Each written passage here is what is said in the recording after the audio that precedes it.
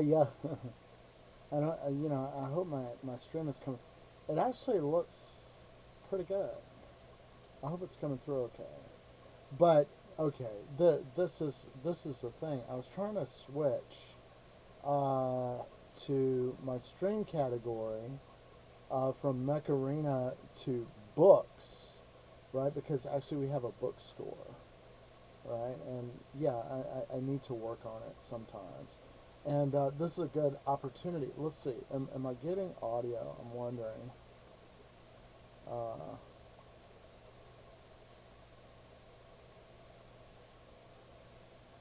Audio. Yeah, I seem to be getting audio through. And let's see. Is this okay? Yeah, this shelf is a good place to start. Um, and what is happening? These are all new books. If you've been following the stream,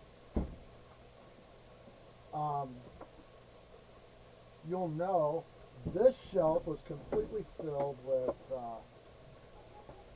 It was completely filled with sorting bins, right? And I want these heavy duty shelves to be completely filled with books. But at the same time, the books, they need to be organized. And these particular books I'm moving right now are all books that need batteries. I got a bunch of those that came in the last couple of.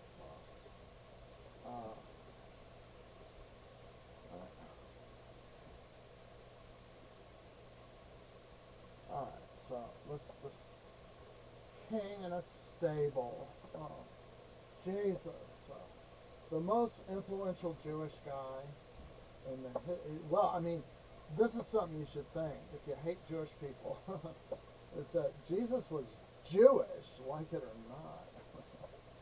He was, and he was also pessimistic. He was like, the world's coming. Jesus said over and over again, the world's coming to an end right now. So just don't even bother to get married. That's why some, like I had a lot of gay friends, and they're like, well, Jesus was gay. Right? That's the thing. He might have been. And that when they found the Talpiot tomb or whatever, and it had it's a big what's Kippus? Yeah. That's it, Kippa. No, Yarmulke. No, Yarmulke's all kippled, off, off, off kilter, right? Um, yeah. We were doing this 3D shark attack, and my daughter was really, she wanted to open it, but when she started to assemble the 3D shark wall thing, she got scared of it, and then she didn't want to do it anymore. It's a shark. It's scary.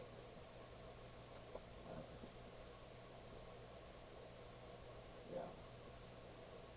Jesus was an apocalypticist, a Jewish apocalypticist, and he was a pessimistic dualist, right? So he was convinced that the world's going to end right away.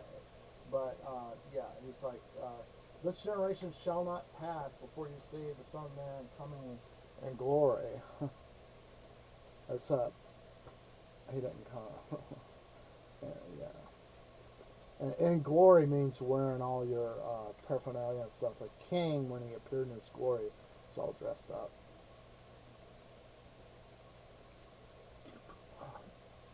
And Jesus, some evidence that when Jesus said the Son of Man, he wasn't actually talking about himself, but about some entity of some kind. And as I said earlier and this is the thing, I don't know if the book category took, but I don't always stream Mech Arena. And sometimes I have to change out, and in this case, we have a book order, and I've got probably to clear out some stuff by the shelves to get it accessible.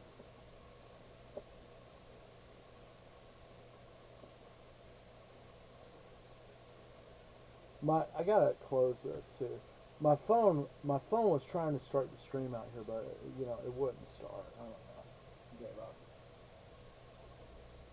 But my idea for these shelves here is that because they're big, heavy shelves, they should have big, heavy books on them, not lightweight, small books, right? But the big, heavy books should all go on this shelf. Um, and that's what's going to happen. So look at this. What an excellent. So I don't know. Did my books category take? I tried to. I was going through all this stuff trying to start the stream, right? And I was trying to change from Macarena category to this category because I don't know if I'm in some kind of violation or something. But let's see. Stream. I'm going to click something here. Performance window. Open the performance window. Your stream is experiencing minor issues. Your stream quality is good. Alright, I'm going to close this. That's interesting. I needed to. This is. I'm looking on here and seeing can I verify what my category is for my stream. Start replay buffer. I don't know what that is, but I can't. Okay, I'm going to go to settings here and see if I can see in settings.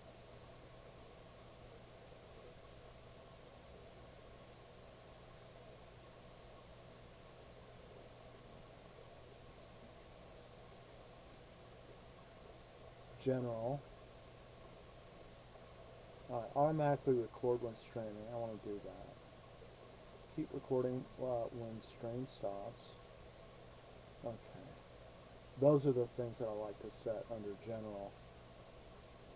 Confirm.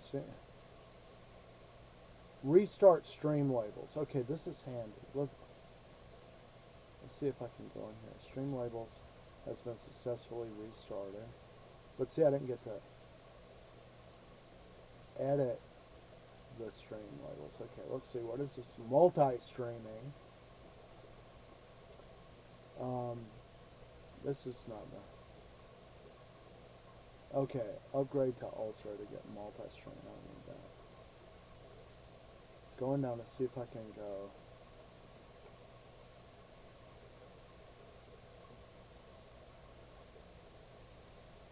I'm trying to find where I can verify my stream category as books. So look, I have to apologize if you're a viewer and you're trying to look at Macarena right now. I tried to set it up. It was acting buggy. I don't know what, and I don't know if it's saying that it's a book stream or not. But if this is supposed to be a stream about books, right? And we're starting the next Amazon here. Well, I am at least. I'm like, if it's good enough for Jeff, it's good enough for me, right? So, yeah, I didn't expect to be living in the house that I'm living in. I don't particularly like the house. It's kind of a cheap house. It was like a 50. It was 50. That's how much it was. Most houses are what, $500,000 now or whatever. Like, so this is a pretty cheap house. And you can well imagine if you're living in a cheap house, it's not super awesome like the place you want to, leave to your descendants or whatever like that. It's not.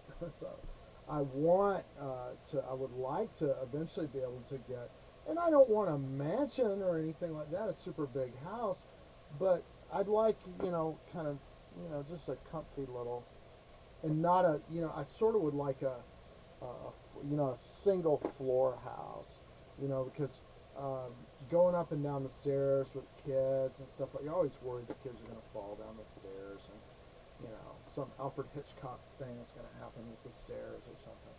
And I don't want that. Okay. So, but that's the reality. That, as Martin Luther King would say, this is the reality. The very same people getting all the money is the same people saying that the black man got to pull himself up by his own bootstraps. Yeah. That's what they say. But yeah, You have to pay attention to them. Just gonna make you get angry, and it's good to not focus on angry stuff. So okay, this is like jewelry kind of stuff, or the baby jewelry.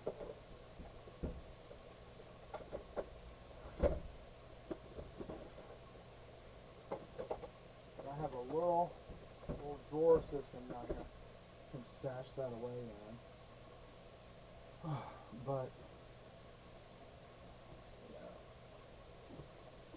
yeah, the books need to get organized, and they come in pretty fast. Like I want the situation is we have a bookstore. It's called ConsiderTheLilies.org, and I'm not satisfied really with it and the way it's been run and everything. And I'm working towards getting a database of our books, right? And then once we really have a database of everything, then actually taking the independent database file and deploying the independent database file to multiple platforms, right? What I mean by that, I think there's various major booksellers online that you can, if you have a database of books, you can put your database out there, and they'll take a cut and you can sell on their platform, right? But that kind of keeps you from getting. See, if you go and you put all, this is something we found out the hard way, and I knew it was going to end in tears. Anything you're doing with Amazon, they're going to try to screw you over, right? That's why they need to be rid of Amazon, as we can't have them controlling the world. If he goes to space, he'll probably build nuclear weapons and come back and take over the world or something, or destroy it. I mean, that's what I worry about. It's just weird people. Because, well, okay, this is another thing I would say, is that being rich, it always changes you, right? Because you're out of touch. And this is what Aristotle said, it's like, if you get your society, if you get a big split in your society between the haves and the have-nots and stuff, it's going to be destabilizing, right? So you don't want to try to have a country that's based on slavery, because slavery, for example, is a problematic state, because all the work is done by people that have nothing for a very small minority that have everything. And eventually, if you study the history of Sparta or whatever, there was in Sparta, they just did this all the time. They have these wars, and anybody who lost in the war would then be a slave, right, and had to just take care of everybody else. But they were so terribly subordinated, slaves in Sparta, that they would ritually humiliate them, right? And then at one point, and check the history of this, at one point there's this terrible earthquake in Sparta, and in all the chaos, the slaves just decided, man, this is our moment, let's just revolt, and they totally revolted, and it was hell to pay, it certainly was. It's very interesting history, but worth studying. But this is an example of what Aristotle talks about. You got this big imbalance in your society. In other words, everybody's a slave, and the small minority is in power, and then when some disaster happens, the whole thing disintegrates, collapses in flames, as it were, without stay or delay. Okay, so now, here comes the hey, Freddie, coming over to see Danny? You need some help? My daughter's coming.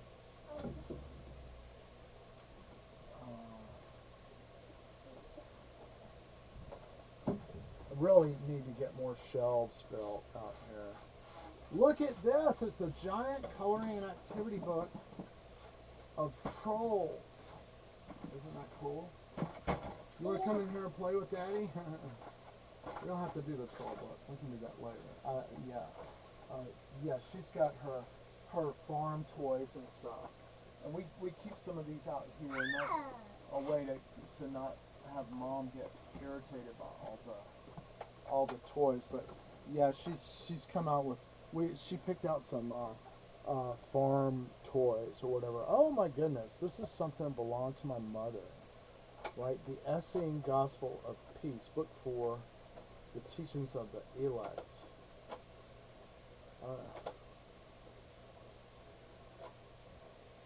The original Hebrew and Aramaic text translated and edited by Edmond Bordeaux Sazikli. Saziki. Okay. Yeah. Szekely, right? And I don't know if he's a fraud or not. 19. What is LXXX? Is that 1941? I'm not sure. Okay, International Biogenic Society. Is this some fraudulent stuff? I don't know if I trust this.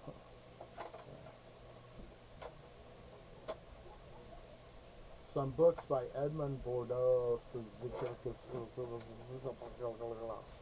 whatever his name is. Szekely.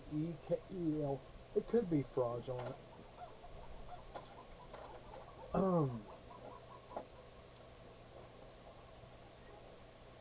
It was in 1928 that Edmond Bordeaux first published his translation of Book 1 of the Essene Gospel of Peace. My mom was 4 years old. When Daddy's mom was 4 years old, Edmund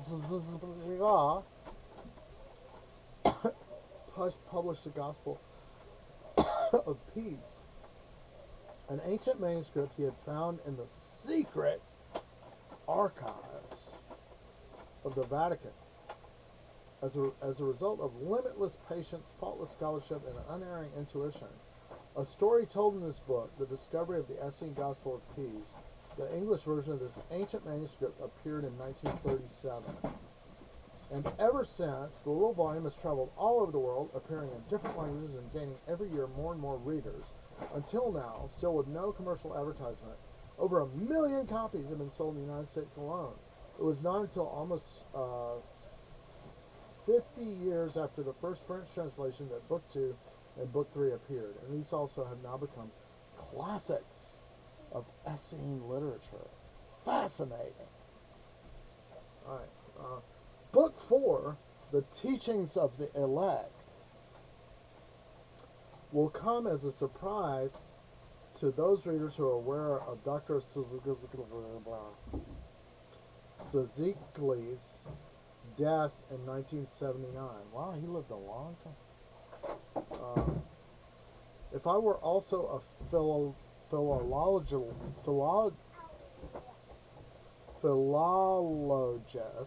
if I were also if I were, not if I was, if I were also a philologist or scholar or archaeologist, it's interesting that the writer of the preface is none of these things. That's also cause for alarm? Maybe not.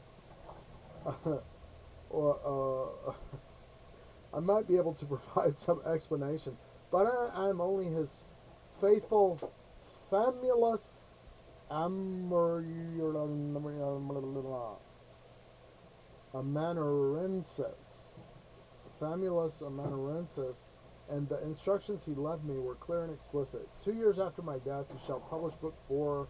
You shall publish Book 4 of the Essene Gospel of Peace. That was all. And now I am carrying out his wish. This Book 4, The Teachings of the Elect, represents yet another What is it? The Teachings of the Elect represents yet another fragment of the complete manuscript which exists in Aramaic in the secret archives of the Vatican. What is that? We need to look that up on Wikipedia. I'm going to do that right now. So let's see if I got a browser open. Let's see what it comes up with when I go secret archives of the Vatican. The secret. Do they really have that? I'm sure they probably do. But I don't know if they call it that, actually. I don't know if I believe that.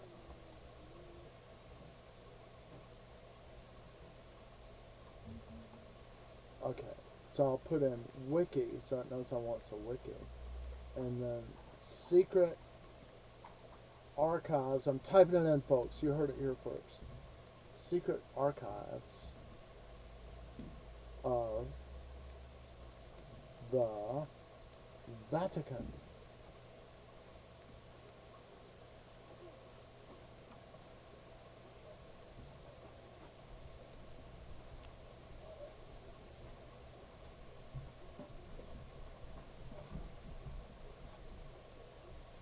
You know what came up? The Vatican Apostolic Archive. What is it?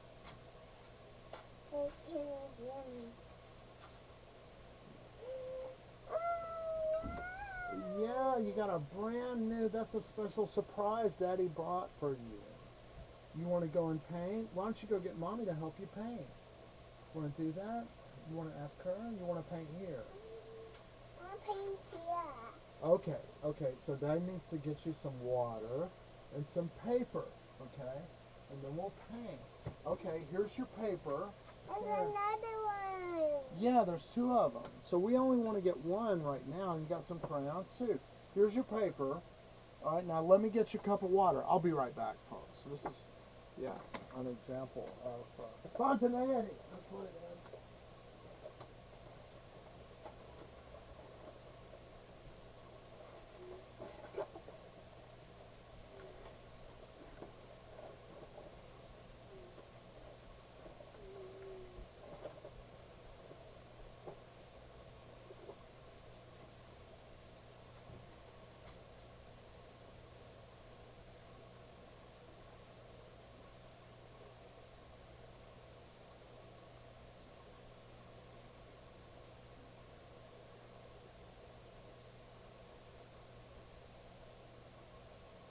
Get in the water.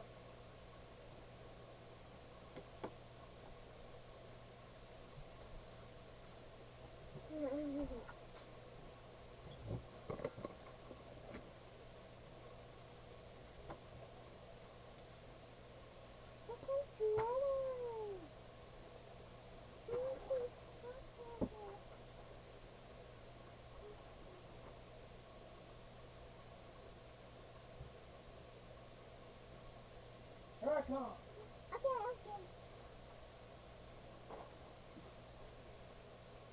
Okay. You want to? Yeah. Let's paint right here on the camera, so all the folks at home can watch it. Okay. So here's the water for the watercolor. One with space. Okay. All right, but let's put it on the flat here so you can paint. Everybody can watch. All right. So let me get you your brush. Look, here's a special brush. You don't have to pull that one out. Here, this is a better one. No, it's You- not. You want that one? Okay, you can get it. Here, pull it out. See, there's a little, yeah, there you go. All right. So I'll put this brush here. All right, yeah. And let's do some paint. Now the white paint may be hard to see. Certainly might be. But yeah, she's got this little. Let me show you so you can see what she's working with. And if you watch the book stream, yeah, you'll know that we got this at the store, little palette or whatever. So just take your time and mix it around, and we're gonna work together. Yay!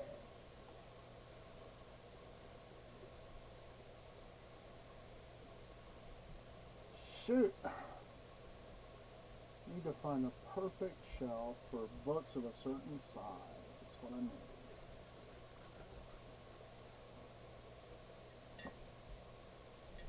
We'll move the big, heavy books over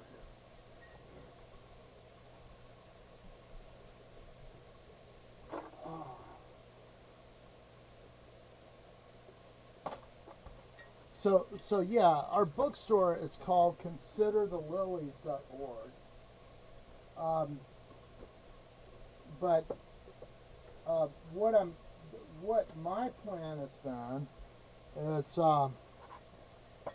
let me tell you the whole story. You know, first, I was like, well, I want to start a bookstore, and I met with some skepticism about it. You know, it's, can you really do that or whatever?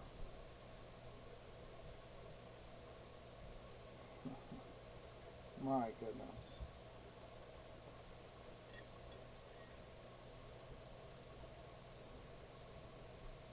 I have this wonderful, yeah, Jurassic Comic Activity book, and it's not so. You know, the thing is it has this Dingleberry eraser thing, which is gone, so you sort of can't sell it anymore. And yeah, I want my daughter to be able to use it.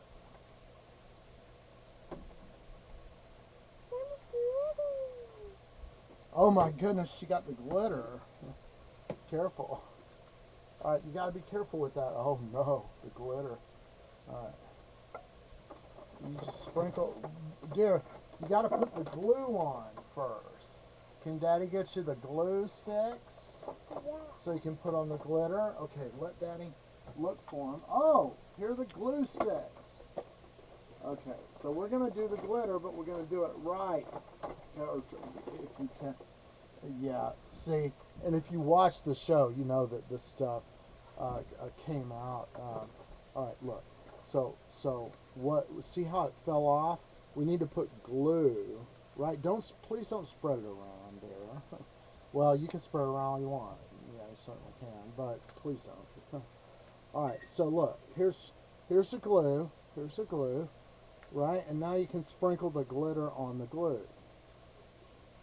And the glue, when it dries, it's gonna turn white. Okay, so we're putting the glue stick stuff on here, and then what we want to do is try to this glitter has never been opened. Let's see if we can find one that's open. Right, this one looks like it's sort of been opened. Yeah. So sprinkle it on the glue. Yeah, yeah. Yeah.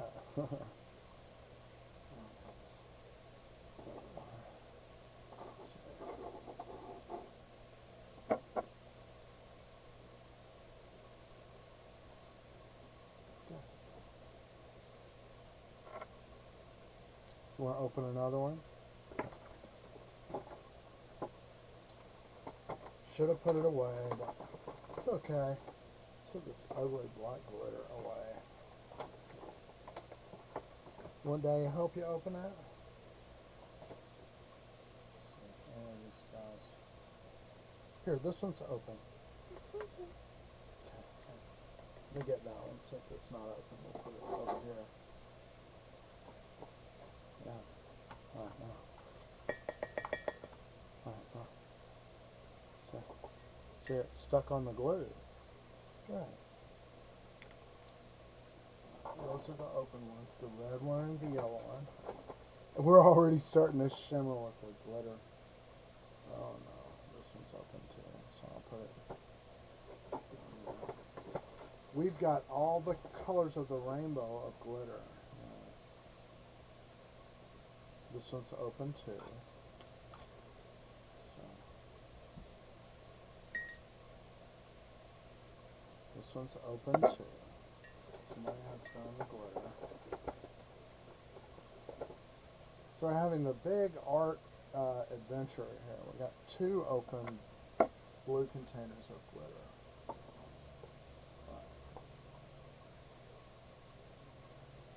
Everything's gonna be covered with glitter, and there ought to be a law against this.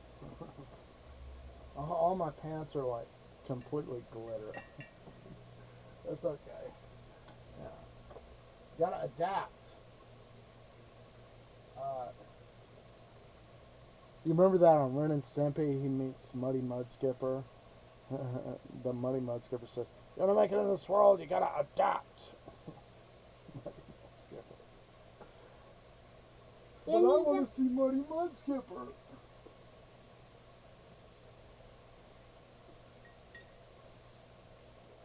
Have you seen Muddy Mudskipper before? Yeah. All right. See, that's a cool thing. Might not exactly be that, but Muddy Mudskipper, yeah. Everybody knows that. That's what happened. And you should just go with it, yeah. Because then when Muddy Mudskipper does come out, it'll be like, oh yeah, I had said that I was into this, right? So I need to look at this, and then they'll pay more attention to it, right? Okay. Oh, look at this. It is a grab and go My Little Pony play pack. 97 cents. It's not cheap. Let's put it up here. Get it out of the way. And this little guy here. There's a robotic pig project that we need to do at some point. It's a mecha pig. And we're gonna do it, but I get a finger. Alright, you got glitter on your finger? Okay. Okay, let's glitter. Oh no.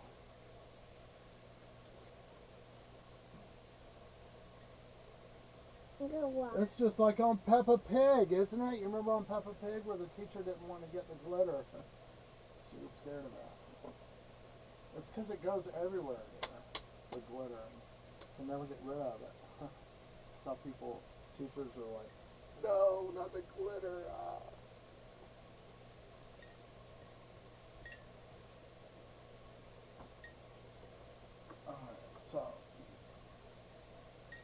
Alright, you want to go wash your hands? No. In the bathroom? No, I need to wash my hands with water. Yeah, so now you see why sometimes we don't like glitter, because it goes everywhere and you can't get rid of it. Even if you want to. Alright, so I was telling the story of wanting to do a bookstore, and so I was sort of sketching on, my idea was like, we should be the next Amazon, because, that's what Jeff did, is he started a bookstore in his house, and he just kept doing it and kept doing it, and finally, the way the legend has it is, his bookstore was like never getting off the ground, but he was like, I'm just going to do this the whole rest of my life. A bookstore, that's what I want to do. Story of Amazon. And then his parents were like, man, he's never going to. Let's look. Okay, Jeff, let's have a talk. We'll give you almost $500,000 to get your bookstore off the ground, okay? And if it doesn't work, then will you think about doing something else? He's like, sure. So he gets almost $500,000, and yeah, no. Because he was really committed to what he was doing, or whatever. But don't you think he's a different person? And this is the problem I have. It's like, I want to start Amazon, but I have everything that I need. I don't want to make a lot of money. I'd like to get a board with bylaws and all this stuff. And the bylaws, I'd like to be like, we're not in this for money. We're in this to get people books cheap and to stop books from being destroyed. Banana. Yum, yum, yum, yum, Yum, yum, yum. Don't eat paint. It's the color of a banana, but it's not a real banana. Yeah, that's right. That's right. You don't want to do that. Alright. So, as you can see, it's like this all day, and that's why I think if you get ready to have children in your life, your life needs to move into a period of more spontaneity, right? And I'm sort of against all this regimentation of, putting them in these public schools and stuff. It'll end in tears. Well, it already has. Yeah, that was a good idea, wasn't it? A big mason jar to rinse your hands in. All right.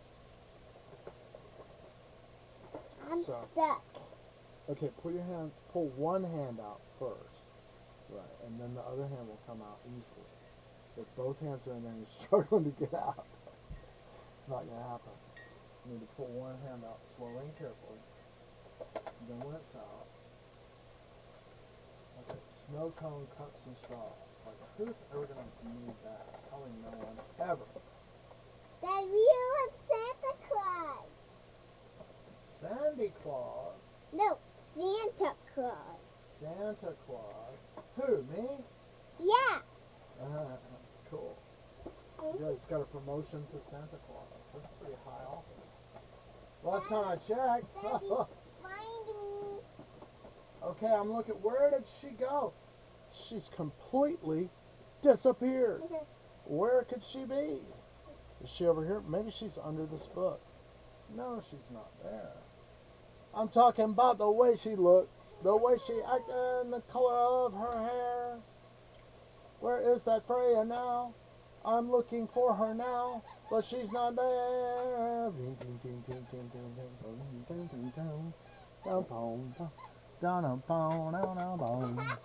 Where is she? I can't find her. I've come up with this new way of... I've got these monitors that have this big slide thing behind them, and it's great for hooking. Ah! She's right here underneath the table. Squeak! I should have known when I heard that. Squeaky Panda. Yeah. Okay, you gonna come here and get a hug? Okay, I gotta hide now. Where am I gonna hide? I guess I need to go hide under the table. Okay, so I'm gonna try to do that. I don't know if Daddy will fit down here, but he should go down here and make sure it's organization. All right. Oh wow, it's like a whole little world down here, and it's there's a playroom down here. How cool is that? Where is the daddy? Where is Daddy? He's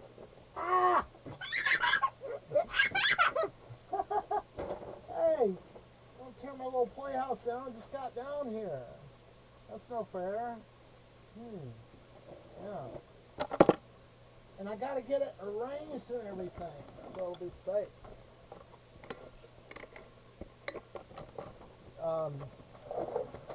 Okay, so, oh, what is that? Can I have it? Oh, it's a, ah! Oh, okay. All right. So on this part of the show, Dad hides under the table. Freya searches for him, and I'm not sure she'll ever... This is such a good hiding place, I don't think she'll ever find me down here. Ah! I'm just setting it up so it'll be very cool. Now, what is... I've got... Yeah, you can be here with me. Come on. Okay, I don't know if the folks at home can hear, but yeah, you know what I found? Daddy found the Christmas lights. Awesome. Okay, I'm sorry.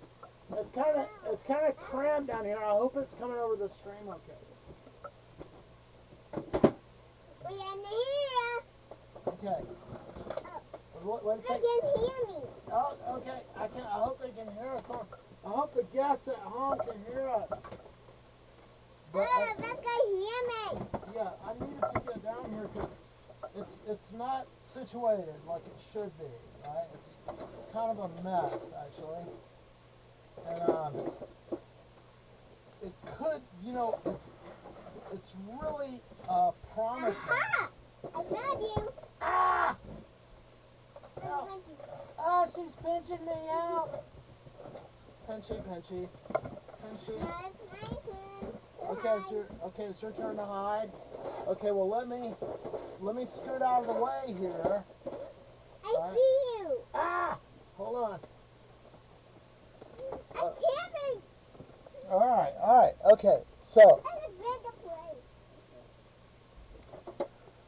yeah. Okay, on this part of the show, I'm working on spontaneity, folks.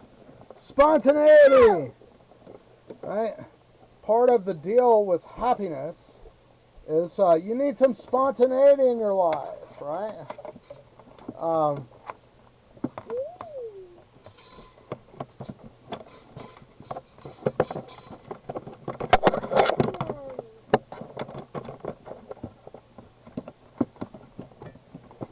Yes. Hello. Hello. Glad to meet you. Yeah. Cool. Okay. Yeah, I needed to get down here. Where I am, folks, right now is I'm behind the computer, and there's a whole world back here, believe it or not, that I sort of... Get out of here. Okay, I'm going to get out. I'm working on it. Oops. Okay, I may have lost connectivity there. I'm not sure. I hope the stream was not interrupted, but we'll see. I've got Guys, I'm right here. an issue with the power strip. Guys, I'm right here. Ah! There you are. Hey. Okay, but yeah, all this stuff, there's work that needs to be done. Okay, I'm coming back. Coming under the table. Coming back up. Ah! I found her. She's over there. She's hiding. Daddy, Okay. Yeah. Okay, 1, 2. Hide and seek is good. 3, 4. I was reading the articles about it. 5, 6, 7, 8, 9, 10. Putting the glitter away. Oh God. All right. Let's see the paint palette. Okay. It's time to, yeah. Okay. So there was a lid to cover to put on the paint cover. It's lost. Oh God. Daddy, find me. Okay, I'm coming. Ready or not, here I come. 1, 2, 3, 4, 5, 6, 7, 8. That's it. Ready or not, here I come. Where's Freya? Is she over here? Well, I'm coming. I'm gonna find her. She can't escape. I'm gonna find where she is. See, not where she is at, right? But where she is. Moving.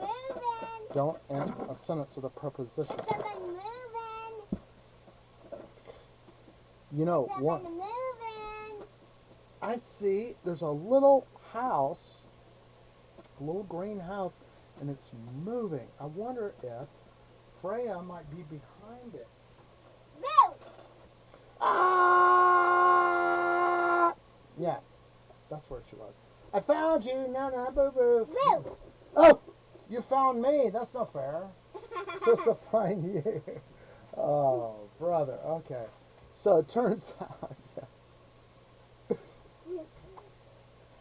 I'm not perfect, and I'm also Jewish, right? So the Christmas stuff, yeah, sometimes I'm like, it's not, major priority. But my wife is Catholic, right? So, my daughter, of course. Ah! My wife, my daughter has been exposed to the whole Christmas Daddy, thing. it's your turn. Okay.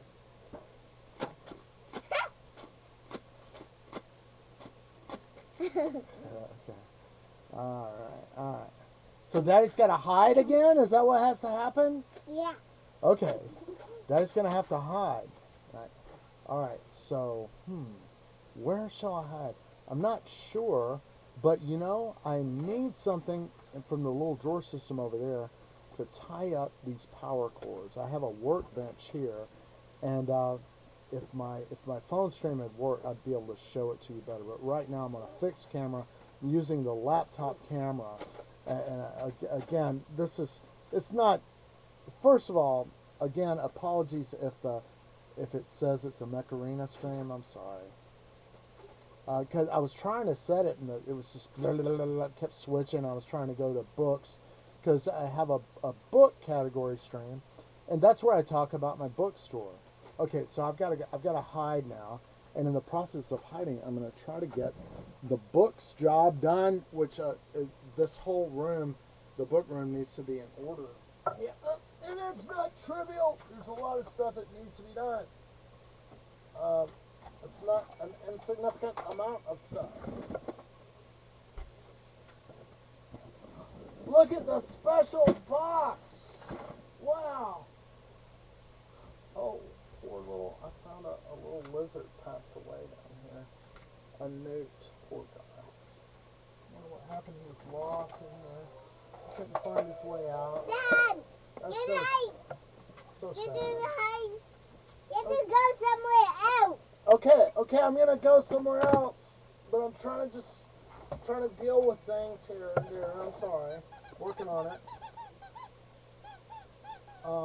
And one of the things that I'm having to deal with is the issue of heat, a little bit of heat, which I have. I have a little bit of heat on the underneath, and this is cool because if it turns on it, if you see this, I have this little Amazon Basics thing heater down here, and that's just the. But if you turn it on its side like that, it automatically turns off. Okay, so I've placed some things here in the process of moving stuff around.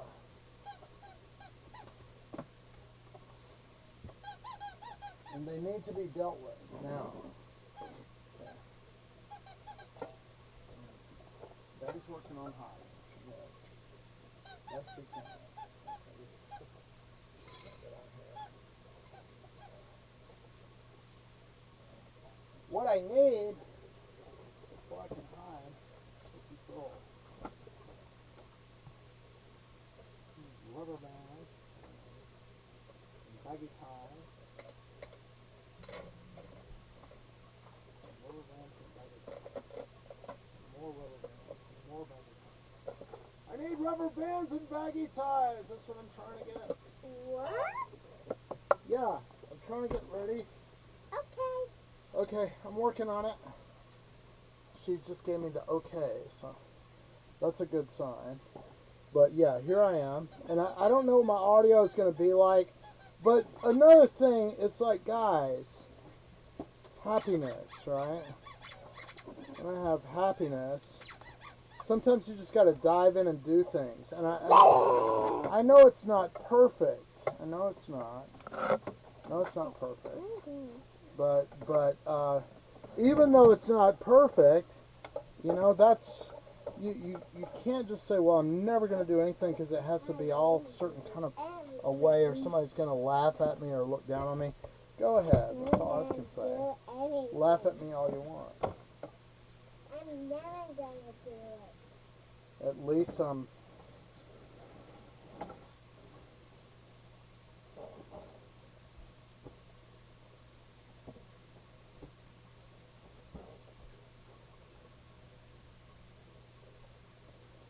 Well, gee, okay, so my color temperature on my lights is not what I want, but that's okay. And another thing, did I just turn off my power? I think I did.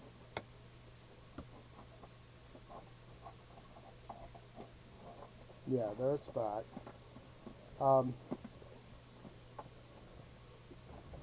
I don't like when chords are all in disarray, and some people get mad about this. But I'm one of these guys that kind of goes around. Whenever I get a chance, I go around and I go behind the tables and I tie up all the chords, right? And this particular chord is the chord to the light. Oh, so, and see, she's back painting again. That's good.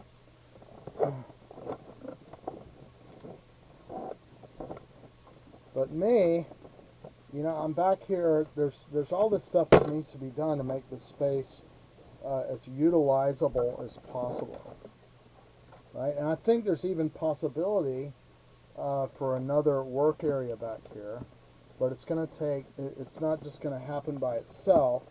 I wish I could show you what I'm doing, but like I said, this time the stream started. I couldn't get it to start on the phone. So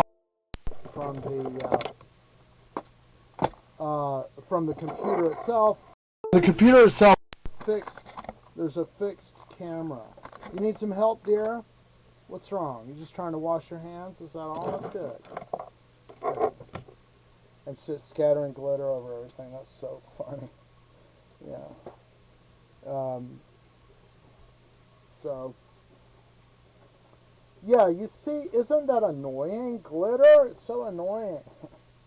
At first you think it's going to be fun, but then you can't get rid of it. And then eventually, this is the thing that happened. Do you remember when we went to the birthday party at Patch Lennon's house or whatever it was? It's something like a birthday party at Patch Lennon's, and all the employees, it was mandated that we had to go. And this one black guy, Forge, he was like, I'm not going. He's like, you got to go. Patch was like telling all his employees, because he's the kind of person nobody really likes him in real life, you know, but they just have to deal with him because he's the boss or whatever. So if he has a party, everybody has to go, and it's not a matter of choice or whatever. So we're all at the party, and I bring my daughter, because my daughter was like infinite, yeah, an infant. She's a little baby, and I bring her, and she got a balloon. You remember the balloon at the birthday party, and it was so frustrating? She'd never had a balloon, and at first she was very excited because the balloon kept floating up, right?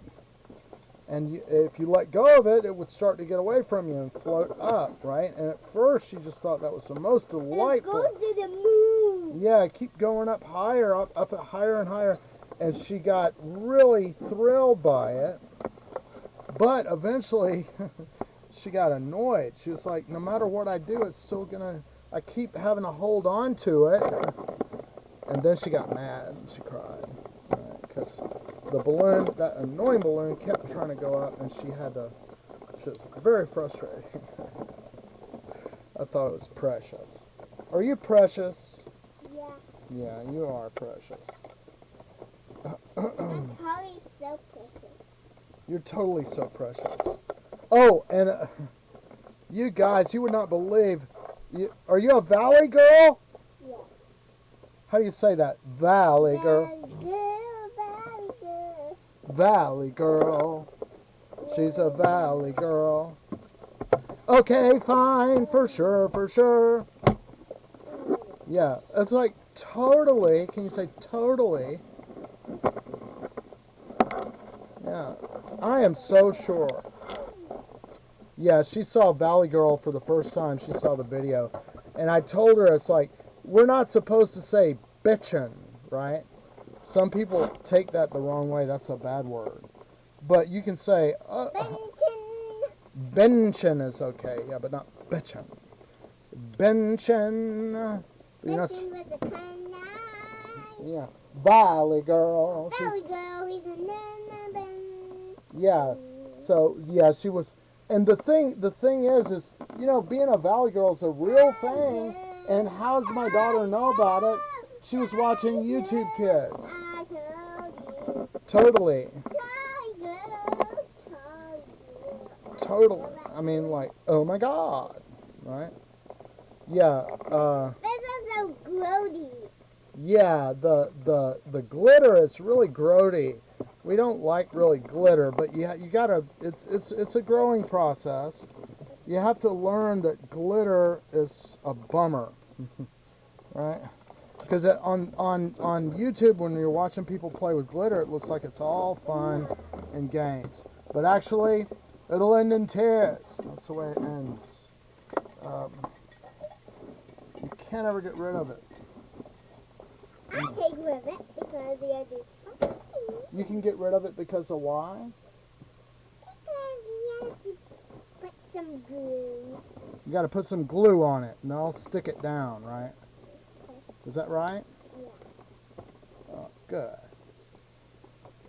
You can solve it. Yeah, she solved it. No problem with this glitter. Never again. Because she found a way.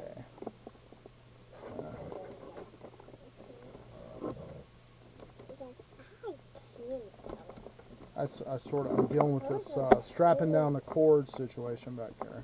Eventually you'll be able to see it. It's a conglomeration of amalgamations with certain ramifications, without a doubt.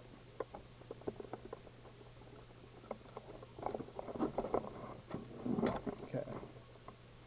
And still not completely done. You wanna do another page? Man, sticky. I'm gonna try to help you.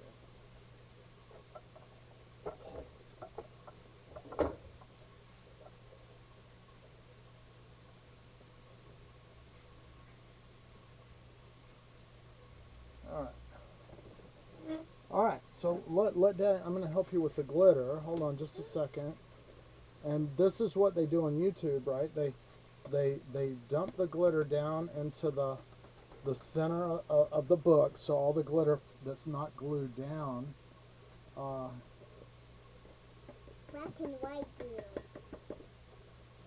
Right, and see, then you just have the glitter that's left on the page. Can we even see that on this thing? No. Mixing. Okay. Alright.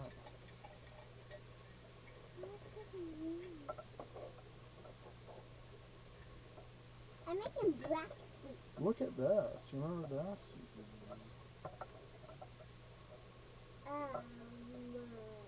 You want to wash your hands in the sink?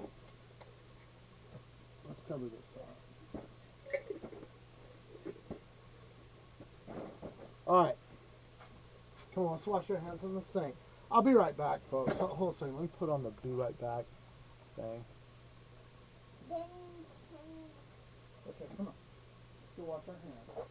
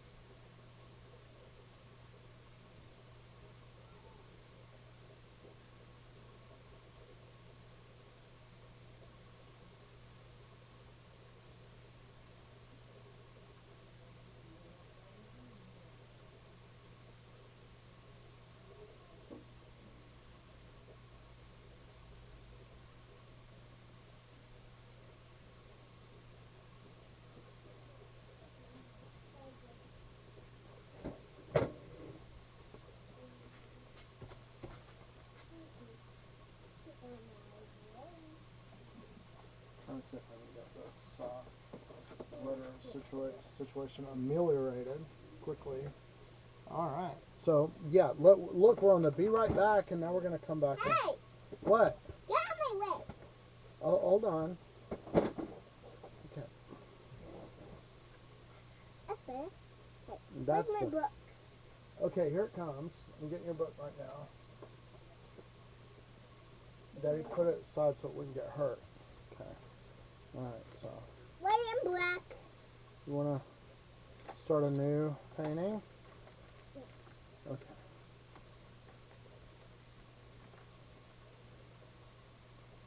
All right. So we got the painting kit out here. And the Can we open the glue? squeaky panda. Can you help you open the glue? Okay, we'll help you open the glue. Just, The toilet. what? All right.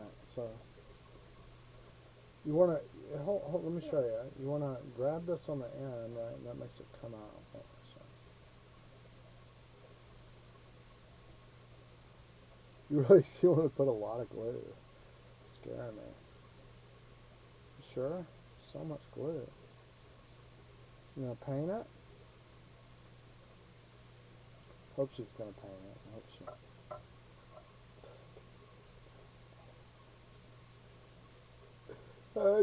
Yay. Done. Okay, done. Good. Okay, so let's put the cap back on it. Snap it on. Now, you want the glitter? Here. Get this. This one's closed. Let's get one that's open. That's black glitter. You have to have that. It's awful. Okay. All right. Good. You want another color? Yeah. Okay. God help. My beard is going to be shimmering with glitter. No, I don't like it. Mm. I love it. Okay. And yeah, this is an opportunity to demonstrate. See, I have right here, I have a charger block that I can unplug, and I've got one grounded cable here. And it just so happens, look at this. Oh, it's good. Regina. That's a wonderful Just thing. flip on a merry-go-round Yeah. and her leg. She slipped on the merry-go-round, or what happened to her? So He unplug. slipped on the Chinese merry-go-round. She slipped on the Chinese merry-go-round. Okay, so you ready? Yeah. You want to push the button and turn it on? Wow.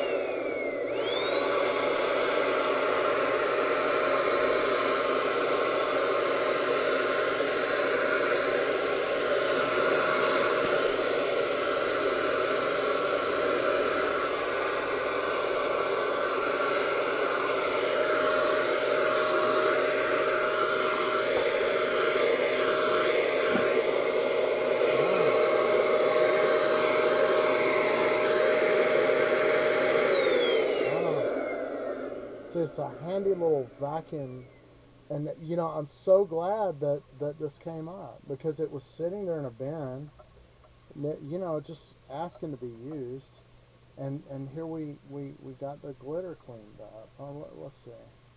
Well, let's see.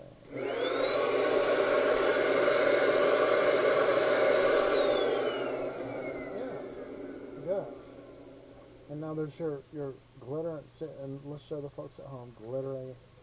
It's all glittery. All right. I'm gonna hit you. Good job. All right, so yeah, you can do all the glitter you want, as much as you want. It's fine. And you know, some people get annoyed with me because I'm like Mr. Spontaneity, and they're like, no, you need regimentation, kiss me structure. I want to open the jar. Okay, hold the bottom of the jar and turn the top.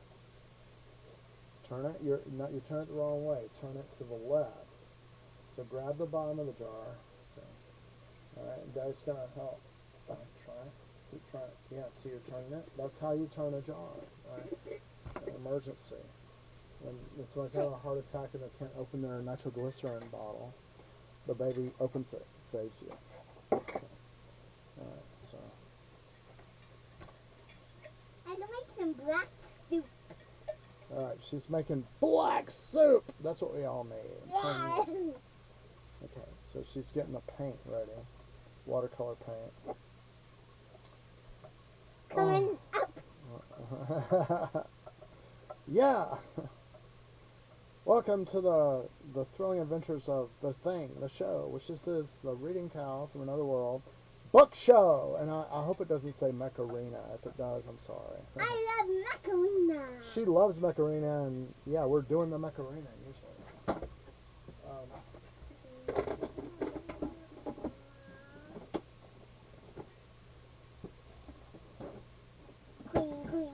Queen. This year, I've taken control of all the Christmas stuff because it was scattered to the four winds last year. I'm the one that always has to set it up anyway. Well, this year Freya helped because you got to set it up, and then Hey, drink it. this Neferkant's mother says, "You did it all wrong, and now I'm oppressed because I have to do it over again." And then she does it, and it's very beautiful, and we're all appreciative. Thank you, Mom. Because we're just not, maybe Jews are just not as good at the whole Christmas tree thing. And it's not like there's a war on Christmas. But, yeah.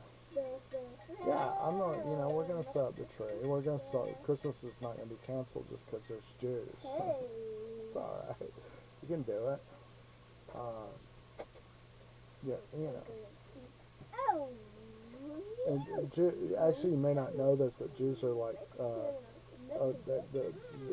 they're like, yeah, Noah, yeah, he was an old timer, and you just have to, if you're not Jewish, really the only thing that you should do is develop a legal system. You're not supposed to kill or steal, basically the Ten Commandments. And then develop in your country a legal system. That's the only thing Jews think you ought to do, right? You ought to do that, but they still don't require it. Read about it. It's not anything sinister. Well, there's people that say it and write about it, but they're generally foolish, and you can find out pretty soon they're snake oil salesmen. They're up to something. They're trying to rip you off. If you don't send me $1 million, the Jews are going to do X, Y, and Z. That's a scam. Don't fall for it. Yeah. That's the oldest trick in the book. I'm the only one who can save you from the Jews. Send me money. That's what the Crusaders did. People bought into that. Did they ever get cash? No. The Crusaders stole the money themselves. Because that's what their whole game was. Let's just steal money. Instead of figuring out how to, run our country in a decent way, let's just go steal money from everybody. Crusaders. Take the cross. Yeah, conquer by this. That's what Constantine said. Yeah, superstition. Idolatry is what it is. Oh, good job. So, we're making progress. The vacuum cleaner is out of this container, so this container is now free to be used somewhere. So you keep the guests at home to entertain while Daddy puts this bin outside of the book room. Can we give us out? Can we give us out? Get what out? Where'd you get that? Oh, you want me to get rid of it? Okay, yeah. Yeah, because You're busy? Can't be bothered with all that nonsense. I don't blame you, not one little bit. I'm a missing this. Really, I wish the weather would be outside. It's horrible. But no, it's not. It's kind of funny. In retrospect. In the whole course of thousands of years of human history, this glitter apocalypse is not that big of a thing. We will survive. We'll make it. And we'll carry on.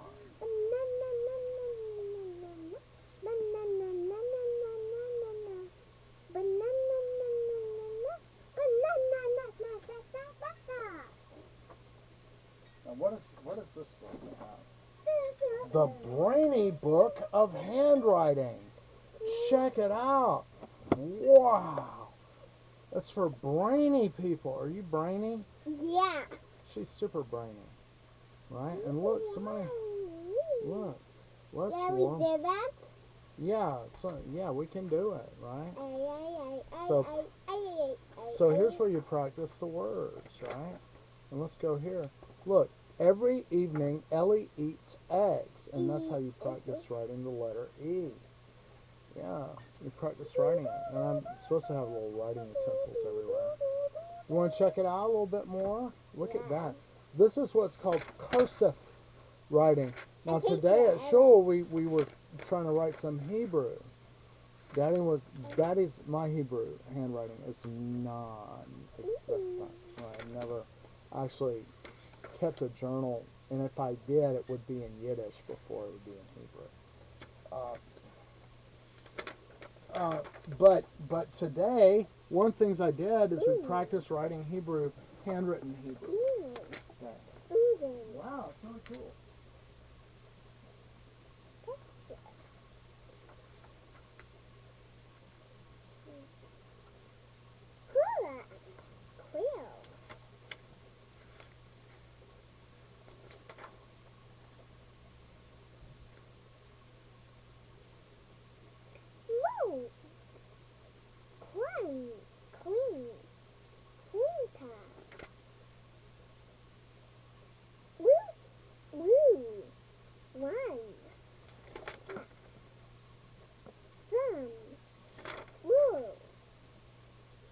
There you go. You want to try right?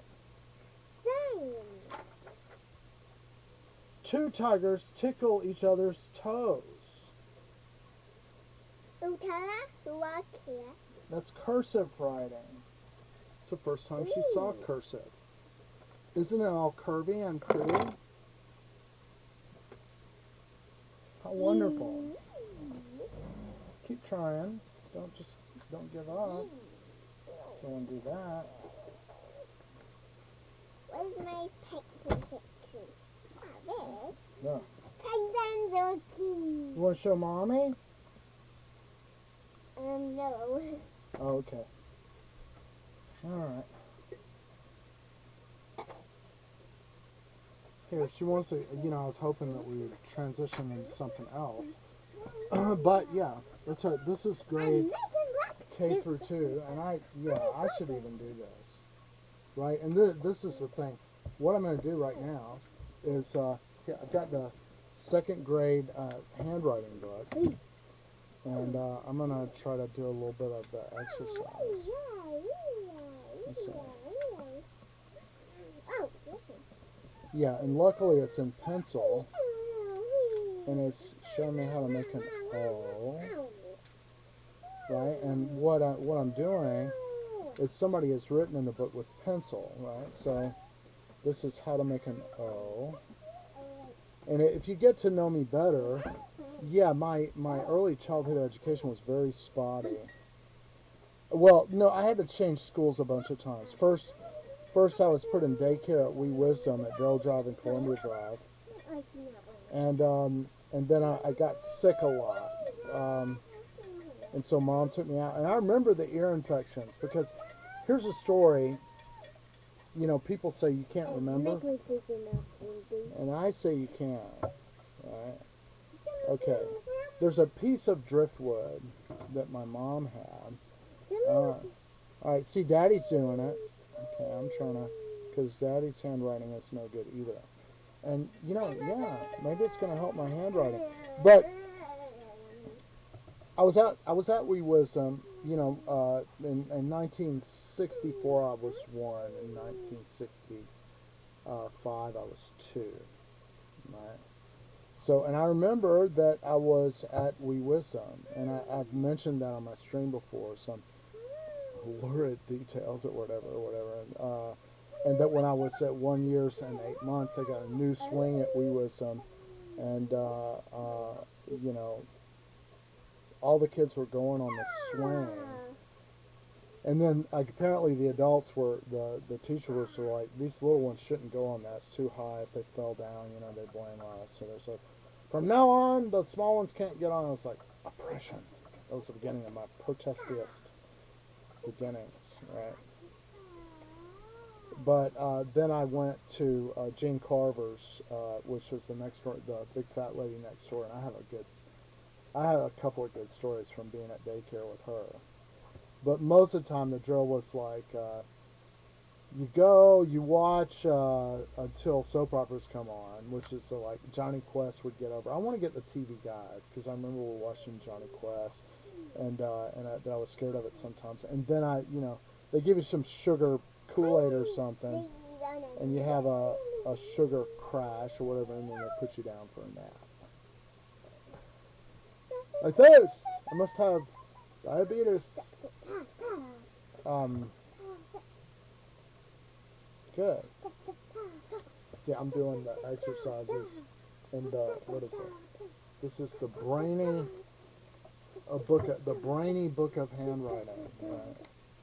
So, this is one of my teaching policies. Is like, I can't tell kids to do something that I would not do, right? And I actually need to do this. My handwriting is crap, and because I had spotty, I'm trying to say, first I went to Wee Wisdom, then I switched to Jean Carver's, then it was 1966, 67, I believe it was the year of great balls of fire, I'm bodacious, and the black suit she wants to show the guest audience at home. Right. The black suit. Ugh. Would you like to drink it down? No. Me neither. Our poop would be shimmering with glitter when we pooped. The poopy would be all glistening with purple glitter. That would look funny, wouldn't it? Yeah, I don't want that, so we'll put this here where it'll be safe. Right?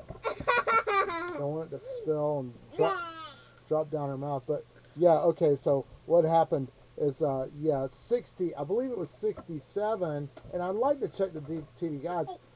You know, it was decided since Sarah Ellen and Charles Peters, they were the second house up above the Carver house, and the house above that. Okay, I'm just trying to help you sit. You don't want to sit. You make some movies.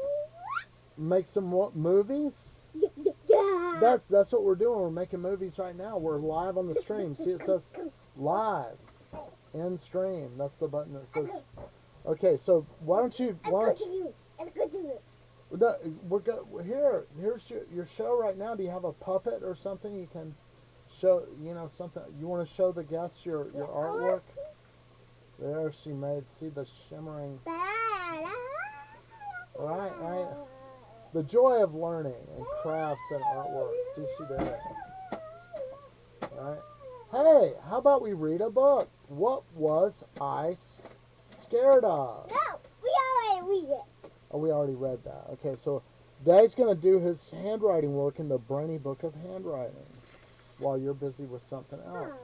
You want to paint some more and paint another painting? Okay, she wants to paint another painting, so let's get some blank, a blank paper, and eventually we should get the acrylic paints. Okay, you got to dip your paintbrush in the water to make it. The paint is dry, dear. You gotta, yeah. Here, yeah, okay.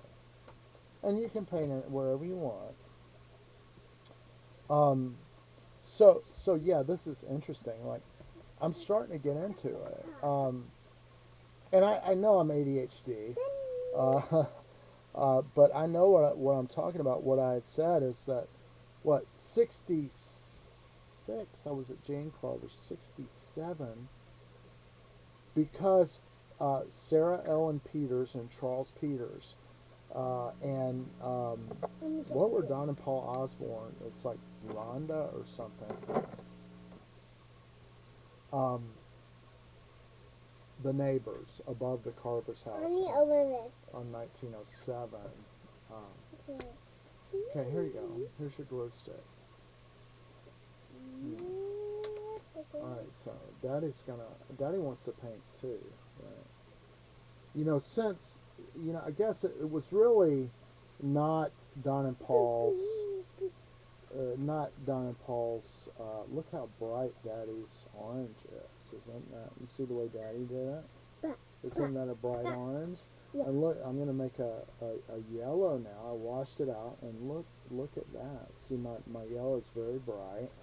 Okay, now I'm going to wash the paintbrush again before I put it on the other color, right? Because we don't have any of the pink, right? So, yeah, so what had happened was, I think, the Don and Paul Osborne, their mom, I want to say her name was Rhonda or something. I forget what her name was, Mrs. Osborne. They were divorced, right? And Don and Paul were up there by themselves. And my mom was working in the insane asylum at Georgia GMHI, Georgia Mental Health Institute. She had to go to work. And so Sarah Ellen, apparently that year, Sarah Ellen was like looking after all of it. Well, the way I remember it is this. I would go first to Don and Paul's house, and we would watch TV, and we watched Beetle Bailey and Snuffy Smith. It was one of the first disappointing cartoons. Had a great theme song though. Everybody, I remember a lot of laughter and around the theme song of the Snuffy Smith show. Right? I didn't understand it, but this is everybody laughed, when Snuffy Smith came on because he said, "Oh, great balls of fire, I'm bodacious," and all my brothers would really bust out laughing when he said, "Great balls of fire." That was the most hilarious thing, and they were laughing and laughing, and so I laughed too, but I didn't know why. Oh, great balls of fire, I'm bodacious. Bodacious balls of fire. Why is that so funny? But it was funny for some reason. I didn't understand. But yeah, see, you do remember stuff. That was 1967. So I was 1 in 64, and you're not supposed to remember. Some highfalutin college professor told me, no, you don't remember it. You're just dreaming that. You don't remember it. And I'm like, okay, give me the dang TV guide, because I'm telling you, I watched in 1967 Beetle Bailey and Snuffy Smith cartoons, and they sucked. I was disappointed in them, right? But there was a song, the Snuffy Smith song, oh, great balls of fire, I'm bodacious, and everybody thought that was really funny for some reason. And I didn't really understand why, but they did. And so for the big college professor that says you don't remember anything because you're too little, hey, I still remember stuff. I remember that. And I got one of these TV guides, and sure enough, there was Bewitched was on, right? So this is one thing. I think 67 by 67, Bewitched and Batman were showing in the morning or in the daytime. You want to go another? Yeah, You want another picture? Okay. You're gonna get a surprise. When you want to make the Earth, she got the blue. She saw the blue, so you can you mean make you a circle for the Earth? Yeah. Okay, there's the Earth, a round globe, right? And you got to get more blue there. So get here. That's the wet. It's got to be wet, right? You got to get the wet. Wash it really good, and then you get just blue. You see how that's just blue? Isn't that much better? Right? And the reason why is because you wash the other color out. If you let the colors mix too much, then it messes it up. You see how that blue is much better? Yeah, that's a good blue, right? And that's, if you want to change to another color, you need to wash it first. So get more blue, and you can get more water anytime. I think you're out of water. You need more water, right? So get more water on your brush, and then put it directly back on the blue. On the blue one, don't change colors, right? Okay, you see how that's working? Ooh, so you're getting, you're getting a better blue.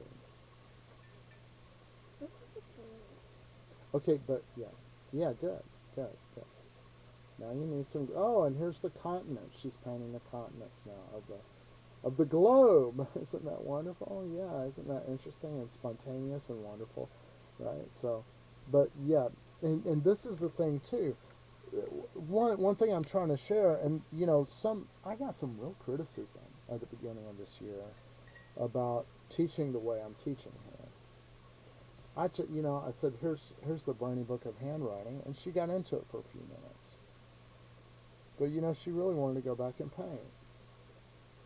Now a lot of teachers, see, she's making the blackness of outer space. Good, you can do it. You need more water. You ran out of water. Yeah. Yeah, she's making the black space around the globe of Earth, right? It's good.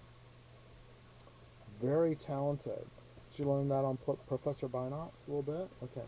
Try to don't paint black on the Earth, because then you'll be like other people. They make the Earth turn black. Disappear from space. But, you know what? My handwriting is crap. Why shouldn't I be doing the Brainy Book of Handwriting? I really want to do it, right? Because, I do feel bad. I changed school so many times. I went to Wisdom. I went to Gene Carver. Then I went to Sarah Ellen Peters' house in 67, 68. We were Evel Knievel was 68 and 69.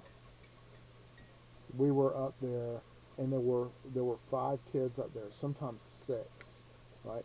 Don and Paul Osborne, and sometimes they had a babysitter, and sometimes not.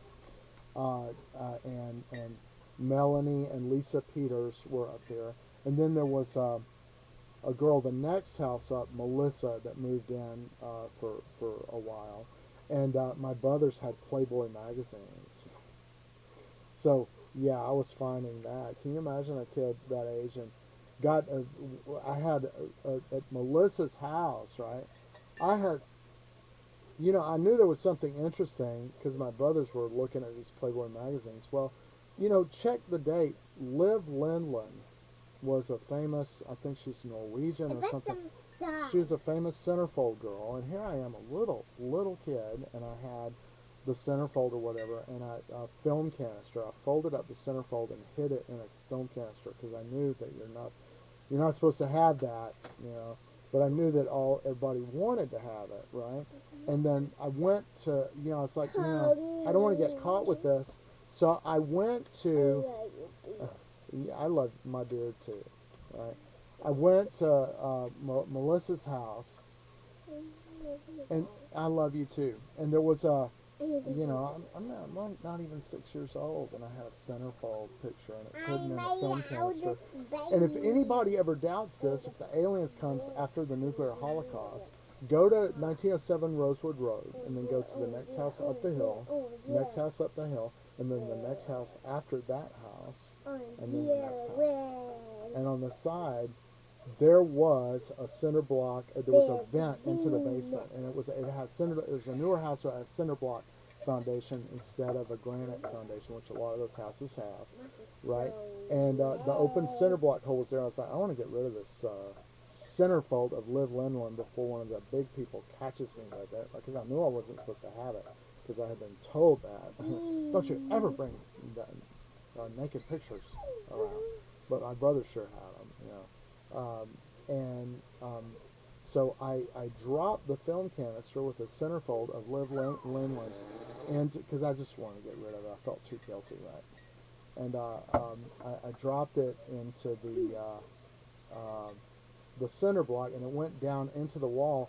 And then you know what? They came around and they put, if there was an open cinder block size hole in your basement, usually you wanted to put a grill on that because you didn't want a possum or a raccoon to go up in your basement. So I came up there one day. I was thinking, could I reach in there? I was like, no, it's going to be too high. It dropped down too far. I was like, could I get that back out? And when I got to the place, it had a grill over it, and it had been cemented shut. So really, some doctor at or I don't know, maybe a PhD candidate at Georgia said, you don't remember anything from that. Really?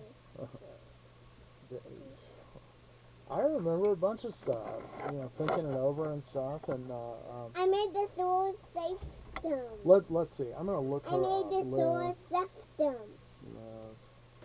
Landline. Because it could have been another one, but that one, I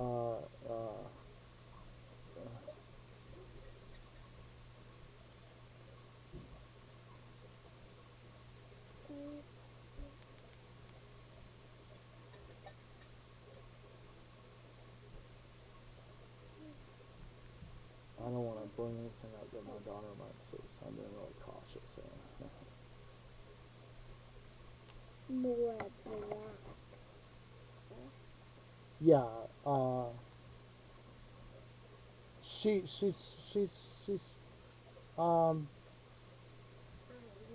what year was that? Because she was born in 1945. God bless her.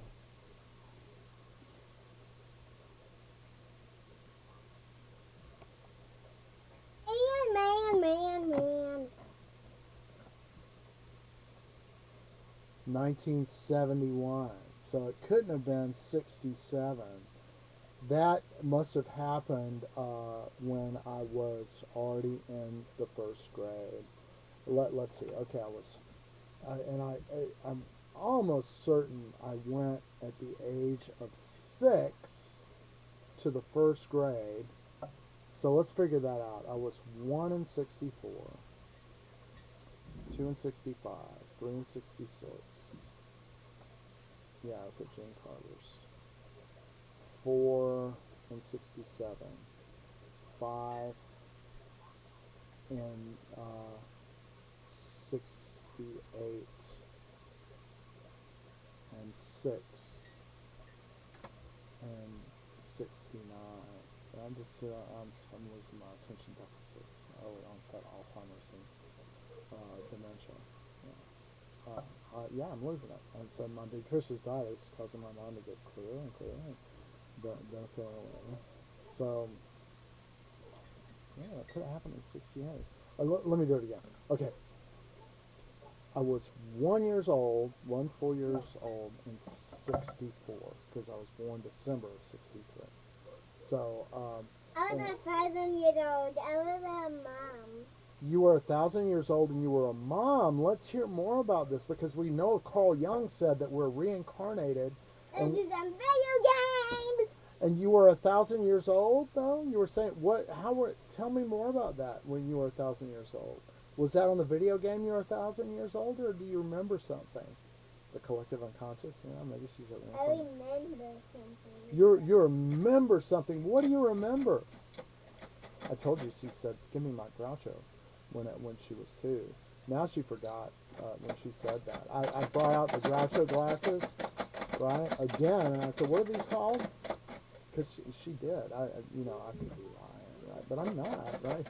So I'm stunned by this, that she was 2 years old, and I had ordered on, good Groucho glasses. It's just, they're hard to find. People don't take it seriously enough. So, sometimes the nose is too big and it goes over your lips or whatever like that, but the glasses are so small, it's for kids, right? So if your whole mouth is covered by the nose, these guys are out of touch with costumes that made that, right? But I ordered one on Amazon. I was just looking for some good Groucho glasses. Hard to get, but we were opening the package together, and there were several things in there, and then she saw the Groucho glasses. Give me my Groucho!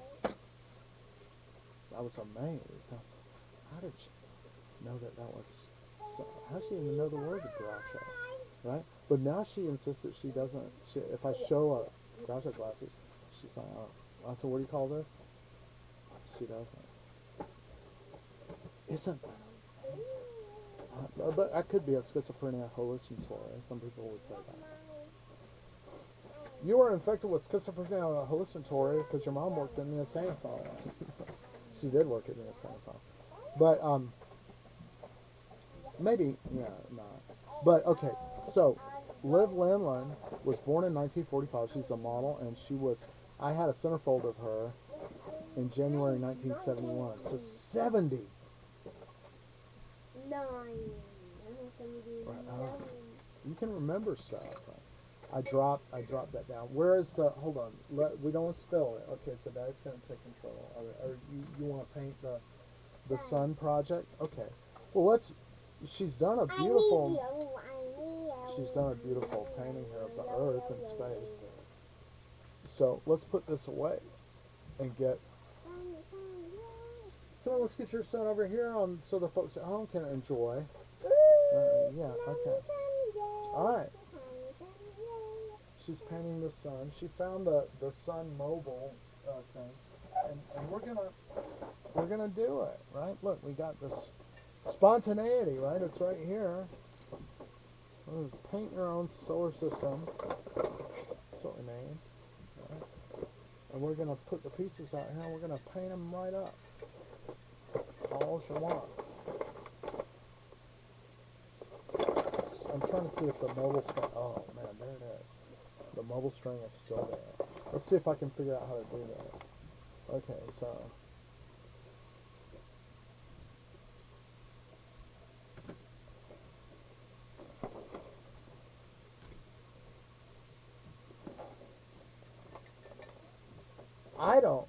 I don't see the instructions for this. I really don't.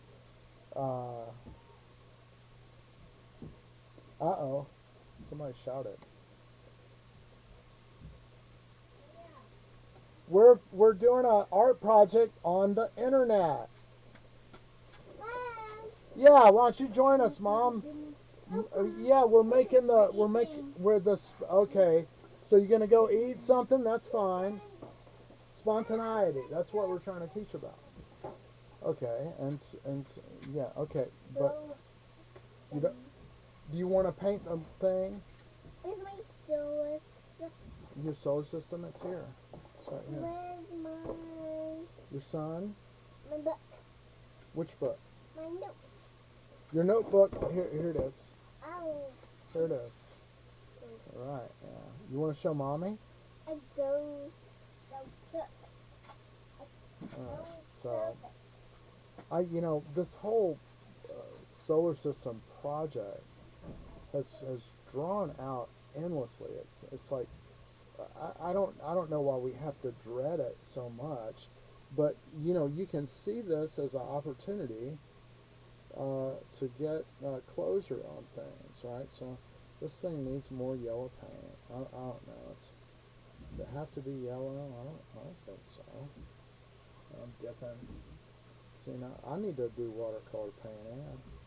Yeah, I want to do. I'd like to do an advanced art education degree. I really would. I went to, I keep talking to him about it, and I was hearing different things at Georgia State. I was like, I want it. The school system that I've been working in Georgia, it's like you need to pay us money to be able to have a low-paying job. Right, so how much did I make? And that, I think they were paying me well for if I was getting comparable for a certified, and I hold a, what is it, a provisional certification to teach mathematics K-12, right, which is more than what they really need. But I did so well with the problem kids. I did so well with the problem kids. They were like, well, your numbers are the best in the school for growth, so how's about we give you the ones that are really giving us the most trouble? I said, sure. And it was no different. Yeah. I got the best numbers again, right? But they were like, yeah, why don't you go ahead and get your complete your certification. Now, what happened was, why did I stop? Well, I was at Georgia State, and I didn't know I was going to end up being a math teacher, but I really, I just kind of drifted into it because I was actually kind of good at math, and I didn't realize when I was in the school system that I was. My math teacher just beat me over the head, called me years later crying about it. I'm so sorry, can you ever forget? Well, sure. I can forgive you. Don't forgive you. You just walk in your class and start slapping me in the head for no reason. So, Mr. Privileged Character, that's what she did. That's what you think you are. Nobody had told me anything. But it turns out in the third grade that they had given me some IQ tests, and I did so well on them that the guy wrote a thing that said, this guy is a statistical outlier in mathematics. Special attention should be paid to his mathematical skill. So yeah, shout out to the public school system. I arrive in the fourth grade, and my math teacher has received a note saying his math is really good. The first thing she did is start slapping me in the head. Oh, so you think you're all Mr. Privileged Character? I'll show you. And my mom's first husband was in the Air Force, so my brothers were obsessed with the Air Force and everything. I thought I had to go in the Air Force. When I did a paper airplanes, I would put swastikas and iron crosses on them because that showed how many Germans you shot down. And she snatched my paper airplane away from us. Swastikas! Slapped me around. Right? And then years later called me on the phone. Can you ever forgive me for what I did? I was terrified when she called on the phone because I thought I was going to get a beating. I was already out of school, out of elementary school. And she calls up on the phone, crying on the phone. Can you ever forgive me for what I did? I was like, sure, Miss Camp, I forgive you. You know what we called this lady? And God rest her soul. I'm sure Hashem, the Holy One, be He, shall have mercy on her. That's all I can. Let her be a lamp. In Yiddish, Jews are not supposed to curse each other, so one of the ways we put it in God's hand is We say, may you be a lamp, that you will light things up. And but it's up to God. It could be that means that you get hanged at night, you burn, set on fire, and burn brightly until morning, and then you're extinguished at the break of dawn. But we would not say that. We just say, may you be a lamp, and then it's in God's hands. So you better be good, right? And then, then we it's if we wish something good, bless somebody, that's a mitzvah. Right, but anyway, she started slapping me around. Then years later, she calls me on the phone and, can you ever forgive me for what I did to you? But she doesn't even really say what exactly it was that she did to me, which was hitting me with a ruler, and they're like swatting you with the ruler. Of course, maybe it's not cool to hit you with that little metal edge of the ruler, but her style was this: she'd be smacking me with the ruler because that was allowed, right?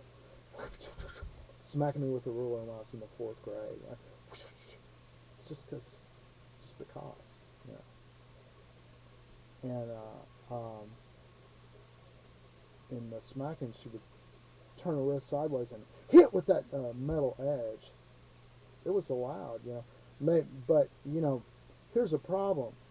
In that day and age, if I went home and I said she hit me, which is allowed, but then she hit me with the metal on the side to make it hurt more, and that should not be allowed. No, it didn't work like that. If Mom found out that I got whipped at school, I would get whipped at home. Mom thought that the whole society looked down on her as a single mother, and so they expected her, to beat the kids. That was the expectation, right? So anyway, this and I suspect this. What I suspect about Miss Camp, we called her Mein Camp. Get it, Mein Kampf, because everybody knew, oh, Mein Kampf is the book of that Hitler wrote, right? So Miss Benefield, that was one of the first grade teacher. We called her the Kaiser, and I think it was because she had this kind of Beaufont hairdo wannabe thing, and it kind of went weird like the Kaiser's helmet or something like that.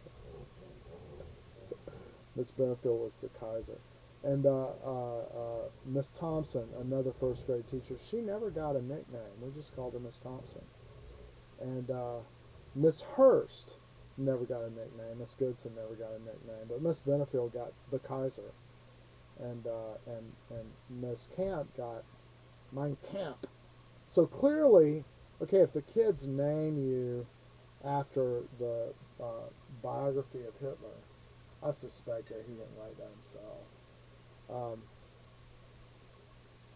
But if the kids name you after the biography of Hitler, you've got a reputation for violence, right? So anyway, when she called me on the phone, I was just like, yeah, whatever.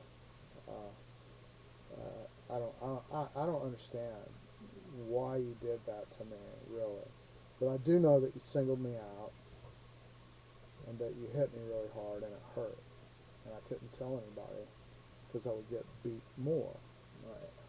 All right. So she calls me, and I suspect that it was a 12-step program. What I'm thinking is that, she might not have had children. She was clearly not a happy camper. She was, whatever had happened to her, I don't know. But she was not happy, and I suspect, because you revisit these memories, I suspect that she was in a 12-step program. That perhaps she had been an alcoholic, and she was drinking, and that she was drunk at school, drunk or hung over. And that's why she was hitting me, because she was just messed up in her mind, alcoholic.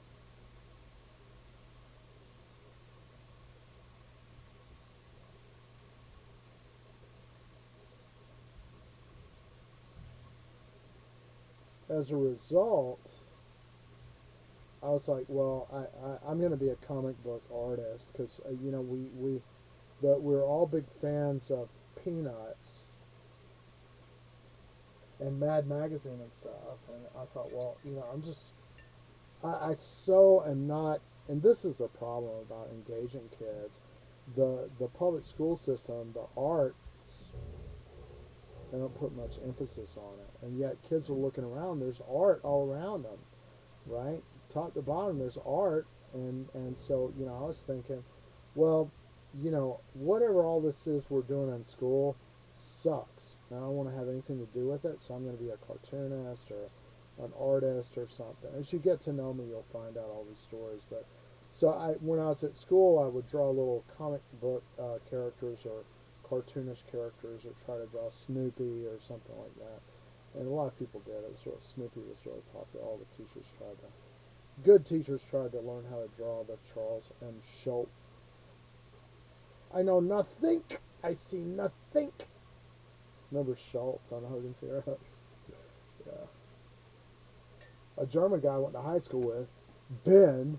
He was like, oh yeah, in Germany, Hogan's Heroes was really popular. I was like, really? I didn't know you lived in Germany. Well, no, I didn't say that to him. I just assumed it was true. But he might have lived in Germany. He was German. He could speak some German. If I said, Guten Abend, like one time I was going to that Springvale Park, and a bunch of the Paideia kids were down there in the dark. And I said, Guten Abend. And I heard a voice that said, who said that? Who said Guten Abend? I said it was me. And he was like, you speak German? I said, well, I can say, komm gib mir deine Hand. He's like, oh yeah, you speak a little bit of German. And what else did I know? I said, komm mit mir in den Wald. Right. He's like, oh. And then I explained to him, well, yeah, I had a German class, and the year before I went to Miss Camp, I didn't do any social stuff. First of all, when I was in the third grade, one day I was tagged as being insane, and this is the story of it, right? We were going to school, and I was trying not to go to school. I didn't want to go to school, and this was in the third grade, and I had switched schools from McLendon back to Wadsworth again. It was all new kids. People were moving out, and there's starting to be black kids, and so people were like, we're moving out if there's going to be black people. And my mom was like, I'm not moving. I like the black families' kids better than the white kids. The white kids are mean as rattlesnakes. That's what she said about Don and Paul Osborne. Mean as rattlesnakes, and they were mean as rattlesnakes. And the black kids were nicer, actually, at that time. It varied. And I'll say, what is it, Geraldo? I don't know. I hate to dox people, but one black kid had, it's in the Black Power Day. 66 was the Black Panthers year or whatever, and Black Power, and you had those picks. You would pick your fro with a pick that had a black fist, Black Power fist or whatever. And this kid was like, hunky? I was like, what is that? I haven't told people all this story, I don't want people take it the wrong way. But he said, that's you. That's what you are, hunky. And I was like, I really, and I want to say this first before I tell this story on live stream. I can't remember if it was Geraldo or Stanley or who said it or whatever. But he learned that from somewhere. And I didn't know what I didn't know what is a hunky even is, right? Hunky. That's what you are. And I was like, is it something bad? He's just laughed. So we go home or whatever. Is it something bad, hunky? And I don't know what that is. I don't know what it is, right? And so then, and you don't have to believe this. People say you can't remember stuff from when you were a kid. I'm like, where did all this come from? Okay, going down Sandusky with this little black kid. I want to say Geraldo was the kid, but I can't really remember what his name was. But for some reason, Geraldo comes into my mind or whatever. And he was really dark. and had a big fro, you know, and he had money and I did not. And the ice cream truck came. Um, the music was playing, and he ran for that truck because he had some money. But I went over there to see because I wanted to see. It's like, give me a hunky. I want a hunky. I was like, oh, it's a hunky. Look it up. There was a hunky stick. You know, it's like a ice cream bar. It's chocolate on the outside, vanilla on the outside. Or no, vanilla on the inside, chocolate on the outside. So look it up. There's a thing they had in the '60s, and you could get it in the ice cream truck called hunky. I was like, oh, that's what it's a hunky is. It's an ice cream bar. And he was like, see, I had been before when he said it, hunky, hunky. I was like, what does it mean? Is it bad? Is it bad? And then the next day, or some day, a couple of days later, the ice cream truck said, "I need me a hunky," and the guy pulled out, and it was the ice cream bar. And he's like, "See, that's good, a hunky, right?" And he was eating it up. We were walking it home, and he had the little stick, and he's like, "Here," and he gave me the little stick, from the hunky. And I said, "What is this?" He says, "That's for you, hunky. It's a hunky stick, right? So you should keep that." And I was like, "Okay." And I put it in my pocket. Stupid. And this is why I'm not mad, because for all my life I have laughed about this story. And because I would do this, I would go over stuff in my memory, and I'll say, "What is hunky?" And somebody would say, "Well, it's a muscular man." A hunk, right? It's a big hunk of burning love and all that stuff, and a hunk. Well, I didn't know it was honky, because he said hunky. I didn't know, right? So I don't know if it ever got into the dictionary, but the dictionary changes various times. I was like, I need to look that up and find out what the details of the denotative meaning of hunky. And I'd look up hunky, and it wasn't there. Mystery, right? For years, right? And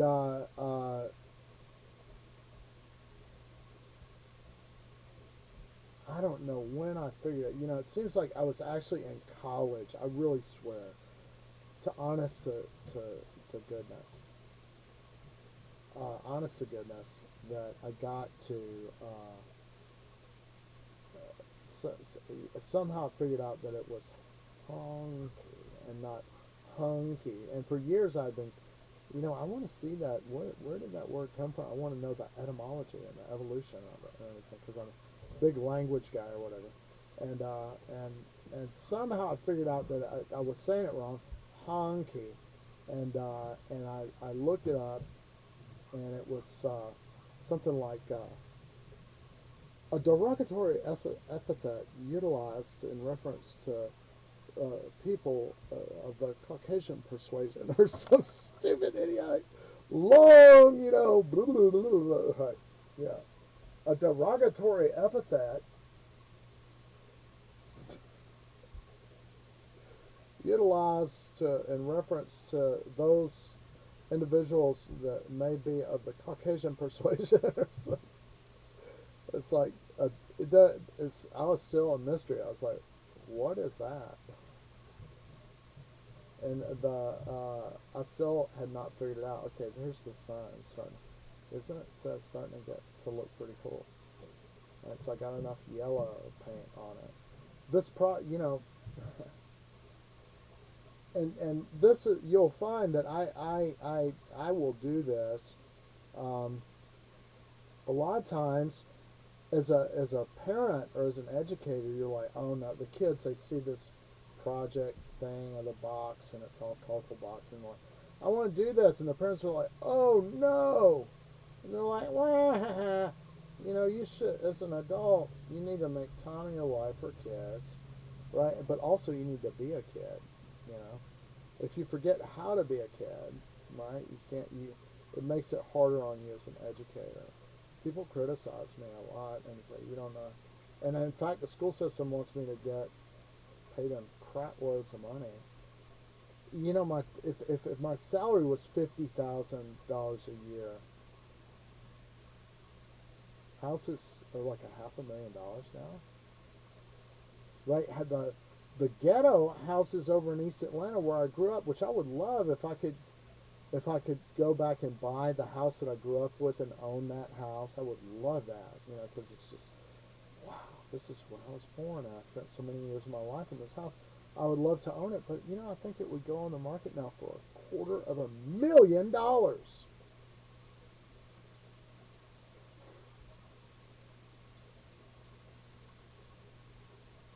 I can't buy a house for $250,000 if my salary is $50,000 a year. I'll never be able to pay for that. I'll never be able to even own it, right? And most houses are, you know, like way up in the $500,000 range, you know, or more now. Who can buy that on 50,000? And yet they're like, oh well, you didn't finish your certification. Why did I not finish my certification? Because I was hired by the university. The university, Georgia State University, hired me as the head of microcomputer repair because I was I had to work full time as a student because I was on a Pell Grant, and one of my I would work to get around the. They said you can only work 20 hours of a minimum wage job on a Pell Grant, but if you work in multiple departments, we'll overlook it. We'll just look the other way because we could blame you if we ever got caught. Oh, he sneaked around behind our back and worked too, so he could get 40 hours, which would be just enough to survive, which is how I had to go to college. It took me 7 years to complete college because we were co-op, right, which meant that I had to go to college half-time and work part-time. But you can't survive on minimum wage at only 20 hours a week. So I worked 40 hours a week, and it took me 7 years. But when I graduated, they were like, yeah, you've been repairing computers here in this department for several years, and yeah, there was the supervisor, I mentioned Davis, who's now a very long time friend of mine. I had encouraged him to become the head of that with his degree from DeVry. He got on there, and he did that, and then he moved into a more software job in University Education and Technology Services, and I took over microcomputer repair. I applied for the job, and I was hired um, to run it. They thought I'd be a good candidate. Well, I was doing my teacher certification, my student teaching. I was doing at Benjamin Mays. This is a story. Okay, I'm doing my teacher certification at a magnet school, Benjamin Mays. And yeah, it seemed like it was a pretty solid black school, right? I was like, I don't know what this is going to be like. But I go in and I go to, they say, you'll teach AP Calculus, right? And it's being taught by the lady in charge of the departmental lead or whatever. So I went in to teach senior high school calculus, and they said, this is the chapter you'll start. The beginning of the chapter was an approach to the integral as a limit of Riemann sums, which I couldn't do it right now. I'd have to go and practice it or whatever to be able to do that lesson again, because it's been that long since I've done something like that. But, you know, we had been doing this thing of like, you have to, they place a lot of emphasis on checking for understanding. And really, as a teacher, if you go in and you're like, oh, well, I didn't know, but that I was going to have to, you know, I open up the chapter and it's like, this is, we're going to prove that the integral, you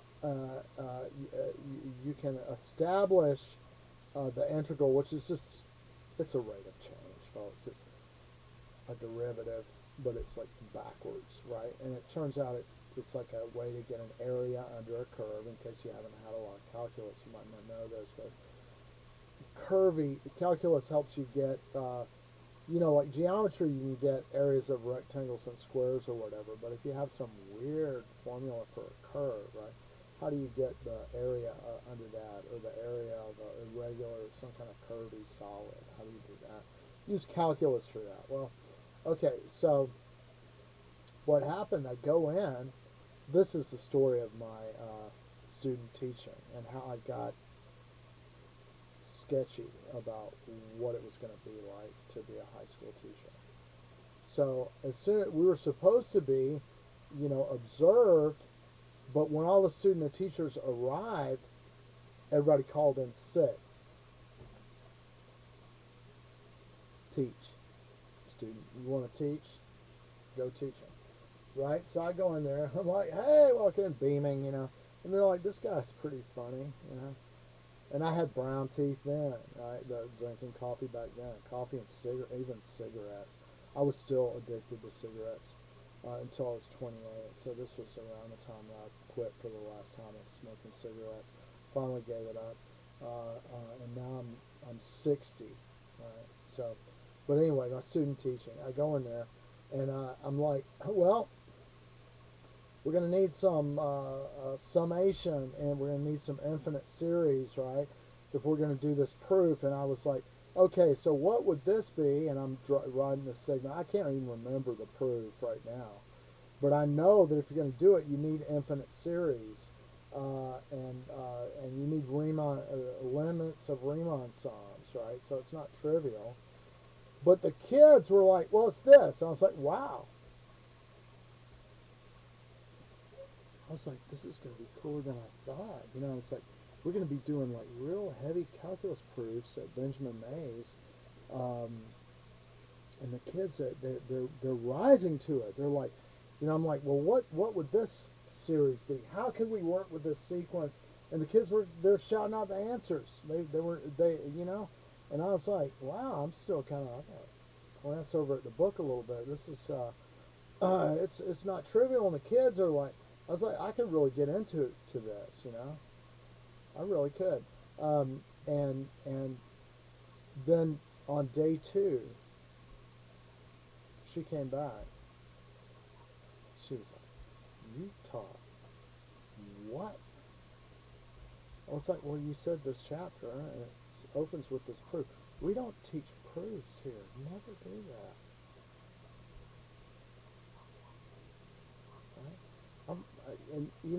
I'm sorry, but I had a little bit of, it made me feel some kind of way, because coming from a poor neighborhood, a black neighborhood, and being told that's not for y'all.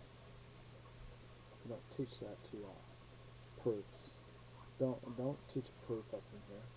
Now I'm gonna have to spend the whole class explaining why we don't learn that, right? So you done mess things up in our workflow of things here. I was like, what? Because the biggest problem I had when I took calculus is I never had a single formal logic course. I went to the worst schools of mine, full of dope and pot and drugs and even opium. The kids were smoking opium and taking Quaaludes and dropping acid and stuff. That's what my high schools were like. Even Paideia. Paideia actually was worse with the drugs. But funny how the kids that had really rich parents, they didn't get busted for the drugs. They wanted to bust me and kids from the other side of the tracks and blame it on us. We were smoking. We didn't have any pot. It's these rich kids that had the pot, and they just passed it to us, and then we got busted, right?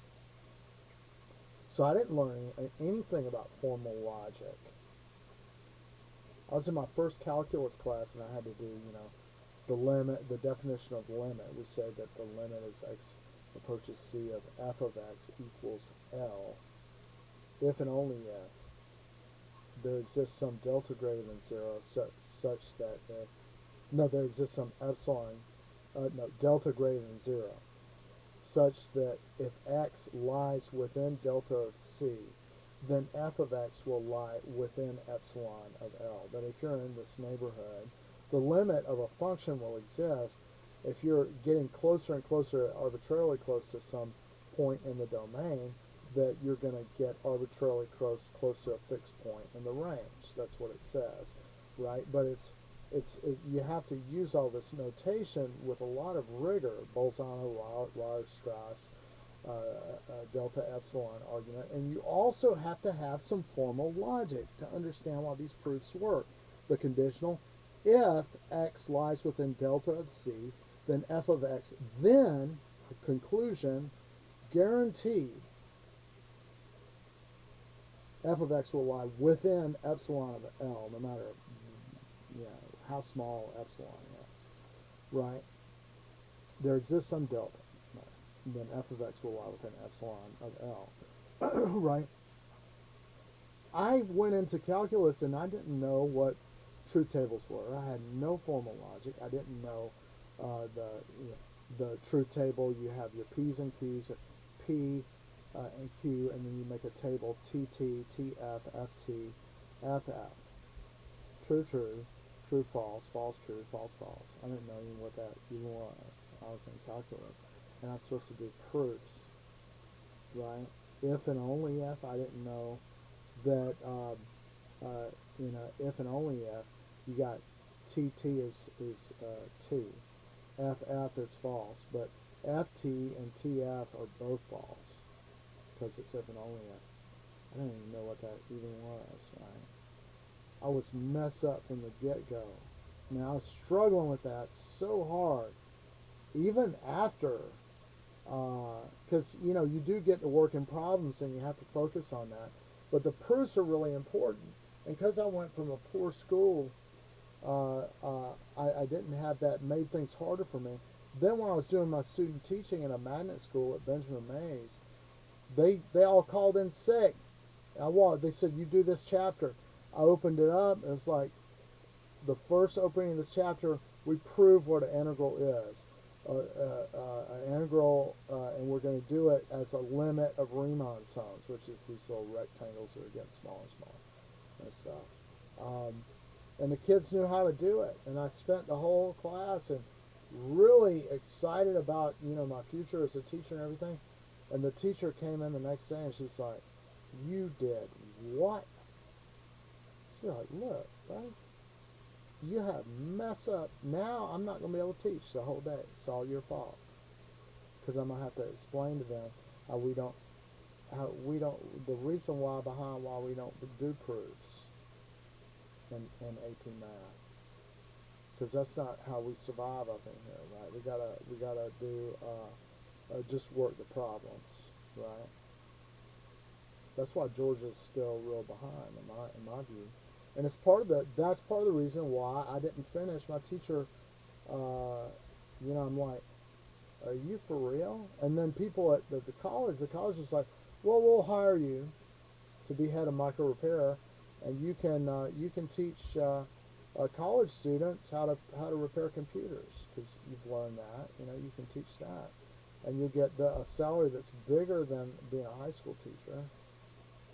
And one of the guys I worked with, Danny Kahn, he's like, he had a great recording on it. If anybody remembers Danny, he had a moving business, and then he went to school to learn how to do math and be a math teacher. Then he quit and went back to the moving business because he's like, I went into the schools and it was a mess, right? I don't even want to be in there. It's crazy, right? No way I'm doing that. I'm going to go back to moving. Right, I like math and everything. I wanted to do it, but going back, and then he went back, and this is a mystery. It's never been solved. He was at his office. I don't know exactly where he was, but if I remember correctly, he was found dead at his office. So here's a guy. He had a moving business. He's like, I can't do this the rest of my life. Let me go to college to better myself. And he's like, I got into Danny Kahn, in this recording on this message, would say, I'm not here right now, but this is Danny Kahn, and if you leave a message and your telephone number, I will call you back as soon as I can. Okay. And he was a musician, a guitar player and stuff, and he was a very cool guy. And but it was Kahn. He's Jewish, not Khan as Kublai Khan or Genghis Khan, but Kahn, which is Cohen, right? So it's priestly caste or whatever. Well, down here, he went to teach in a school, and it was so lousy. He's like, I'm going to go back to my moving business, and then it's an unsolved mystery. He didn't show up one day, and people were looking for him, and they found him in his office, and he'd been beaten to death, and they had an investigation or whatever. And they never found out who did it. And, it's probably somebody had moved, and maybe he moved somebody and said, man, you got to pay me. And they're like, I'm not going to pay me. And he probably said, well, I'm going to do this and this. You're going to have to pay me. I'm going to get a lawyer, and you'll have to pay me. And maybe they just got mad and beat him up, killed him. Dumb. The dangers of dumb, right? It spreads.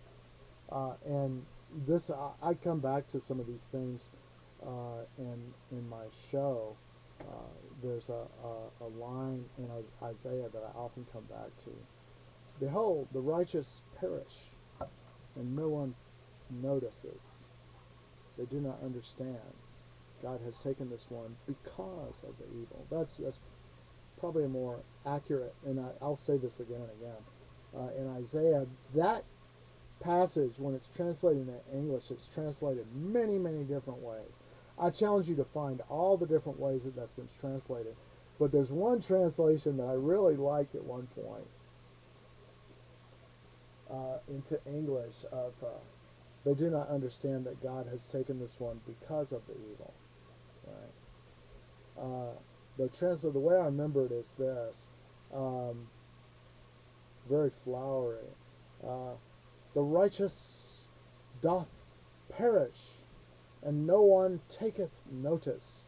They do not know that God has gathered this one unto him in order to shield him from the coming wrath.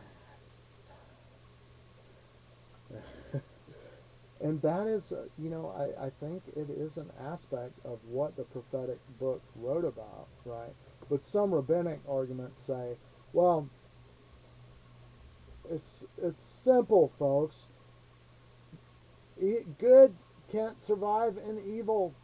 That's why we want to be good, because even, you say, well, we don't have to, like Ahab would say, we sacrificed babies to the sun god and everything, and nothing happened to us. Look, this, here was this person that was in a human sacrifice, and God didn't strike us, Why do we even care about that, right? But the prophet said, they do not understand he was taken because of the evil. He died because of the evil, right? The evil is going to, and eventually everything's going to be a big mess. You're going to be sorry. Ahab,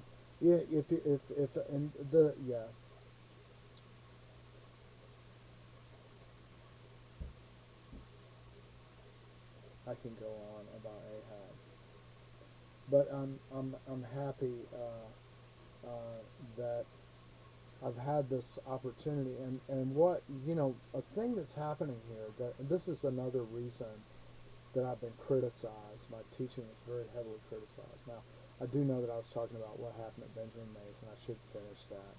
The teacher came in and she's like, you messed everything up because you taught a proof, and we don't do that. We just teach them how to work problems. And it was part of the reason why I didn't finish my teacher certification.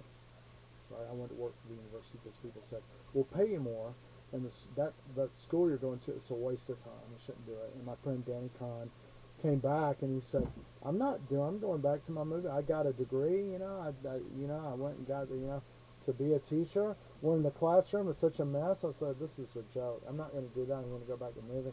Then he was beaten to death. He found beaten to death in his moving company office. Never got to talk. Sad.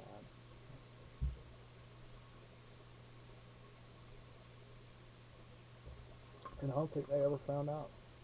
Probably just something stupid where he got mad at somebody that wasn't paying, and they just clobbered him, and he died. Maybe a cerebral hemorrhage. I don't know the details of cause of death or anything like that. I just know that my friend was dead. And so I worked at Georgia State University for 20 years. Now, as a teacher, I got a provisional, I still have some time on it, a provisional K-12 certification to study math. I quit one high school because there were active drug gangs in my classroom, opposing gangs. And I have a family now. You know, I would have been more, you know, it's like when you don't have your own kids, well, it's like this. My wife and kid are totally dependent on me. I can't have active gangs. When I met a police officer in Gwinnett, and I was in the McDonald's line or something, I was like, this is what's happening.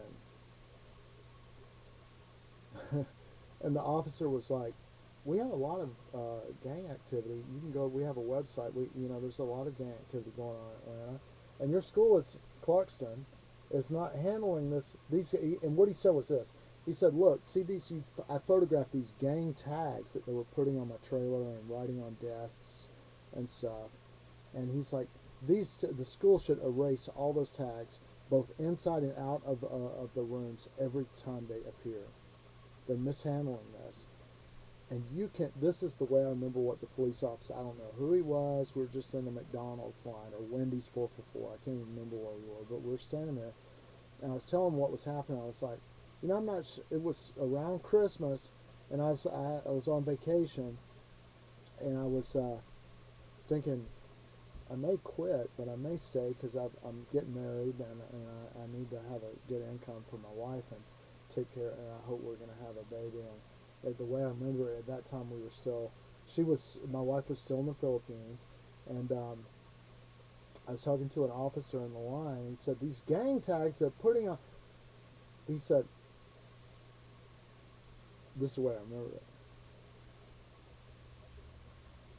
your school is not handling this properly. They should have erased these markers wherever they appear immediately, right? But I'll tell you one thing. I'm like, yeah? What were you telling me one thing? He said, if anything happens to you, because these are like opposing gangs in the same classroom that are dealing pot. Well, I told him, yeah, I know they were dealing pot, and they're interrupting my class and talking that dealing pot was a good way to go, and they were flashing all this money. And I was like, no, it's not. It's not worth it. You don't make that much money. You're flashing all these $5 bills. That's not really that much money. And they were trying to argue with me, and they wouldn't stop. And I tried putting them out of the class, and they kept sending them back. And this officer said, well, your school's mishandling it, and I'll tell you one thing. I'm like, yes. And he's like, you can rest assured. And I'm like, oh, I can rest assured. If anything happens to you, and I'm like, if anything happens to me, it will be your problem and not the school's problem. And I was like, oh. So I went home, and I thought about it, and then I said, I resign. They said, we refuse to accept your resignation. Yeah, trying to scare me or whatever. Yeah, I am scared. You're going to take revenge on me? You put a guy that was talking about blowing my brains out in front of the whole class. You sent him back. You asked me to kiss and make up with the guy. He's been in jail twice. The veins on his eyeballs are protruding. He's on something, right? And he's wearing all this blood paraphernalia. And Asian boys, this Thailand, Nono was the guy. And he's got a sidekick in my class that's will not do a single thing. Totally indifferent, totally mellow. He's like, I'm not going to mess with you, but, I'm not doing any work. And I'm going to sit here and I'm going to put these gang tags on the desk and on the wall and stuff. That's all I'm going to do. Yeah, so I quit. The saga of, I wanted to teach. And I'll tell you why. There's cynical reasons behind it. Look, because I was poor, I got a bad education. I didn't have as much of a chance, and I didn't even know that I was good at math until I started getting paid $45 an hour. In my sophomore year, people were hunting me off. Man, I can't get into a business school unless I pass the first and second actuary exams or whatever. And you're the smartest guy here. I'm the smartest guy here. That really scares me. I can barely pass a math class. I have to chain smoke cigarettes by the end of every semester. There's a story behind that too. Because it's not fair, you know. But anyway, I've told people recently. I said, and if anybody can make this happen for me, I would love you for the rest of my life. I can't give you $1,000,000, but I would love to be able to go back to the math lab, some math lab where you sit there and people come in when they got that letter from the dean, they're going to be kicked out of school because they're failing their math class. And I can just sit there and say, I've been there, I got that letter. But I got past it, and I'll help you with your math. And then we can just hang out, and you'll pass. I would, even if I got paid minimum wage. I'd love to be able to do that. And there's a serious reason behind it. And I had to think about this. You know, I've been struggling to start this bookstore and this business and everything, and I've really gone through. Man, you would not believe all the trouble I've had trying to start a successful business. It's been a big pain in the butt. I just want to start a wholesome business and stuff. But really, at the bottom, I would like to just go back and sit in the math lab and help people with math. And I would take minimum wage to do that. And there's a serious reason why. And I'll tell you why. I was given a math degree by Georgia State University.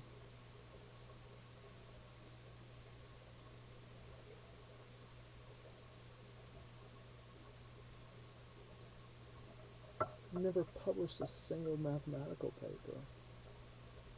I have held, you know, and these are Jewish guys too. They're, you know, Erdos, Erdos. People say, I always say Erdos because I know if I say Erdos, they're like, who's that?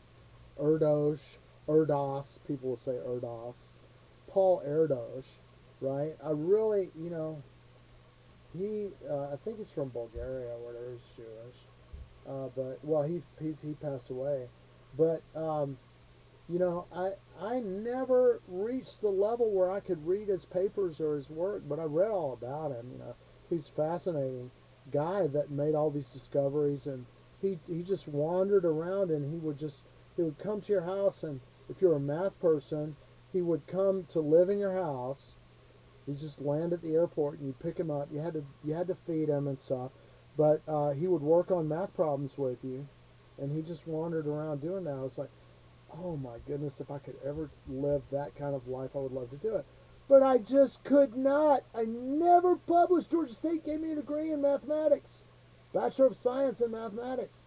My advanced calculus teachers, I was like, I should have an F in the advanced calculus. And they're like, we can't give everybody an F. You're getting an A. You know, it's like, I deserve to get an F in advanced calculus. I feel, you know. Michael Meyer was my advanced calculus teacher. It's like, well, I can't give everyone an F, and you have done some of your work is correct. He had a hilarious Austrian accent. He would come into class and he'd be like, "It's the strangest thing, because I can't even do his accent. It was so." I need to go study it because you know, the German accent. I'm more Dorn is mein Ruheplatz. But you know, the German and Austrian is really hissy. But he would go, "This is highly interesting," right? Meyer, my advanced calculus teacher. And Danny Kahn, the guy that got killed, I told you the story about him. He said they should create a class that's a Michael Meyer class. That's what this guy has 2 PhDs. He's got a math PhD. He's got a philosophy PhD, right? You need, they should establish a class to study him before you take his advanced calculus class as a prerequisite. He was awesome, right? And he's the one that said, I can't give everybody an F on some of your work is correct. Some of your work is interesting. But I have to tell the story about Meyer and highly interesting. Like sometimes he would be doing his tests and he'd make up an advanced calculus problem that he thought was highly interesting, right? But then he might make a mistake and the calculus problem would be wrong, and he would say this inequality was supposed to be this way and it was actually backwards, right? This is something that me and Danny went over. It's like, wait a minute, this is right, and or is it wrong? And because of I think the story sort of went like this, and it seems to, best I can remember, that Danny was telling it, that the students all came to him after the class. Everybody got the problem wrong, right? The inequality or whatever, and he did his highly interesting thing, and this happened more than once. I saw him do it too. The students were like, well, because of this and this, the inequality should be this away. And Meyer was like, for a second, he was like, this is highly not interesting. Because then he realized, no, I was right. And no, you're wrong. And this is why the inequality has to be this way. I miss that. My other, Kevin Blount, was the greatest calculus teacher I had. I really loved him, but he was mowing the grass in the hot sun and had a brain aneurysm and died. He finally married a Chinese girl, and I actually talked to her. I wish I had stayed in touch with her.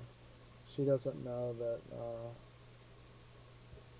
I should try to get in touch with her again, because a lot happened since. I was trying to find Kevin, and that's how I talked to his wife on the phone.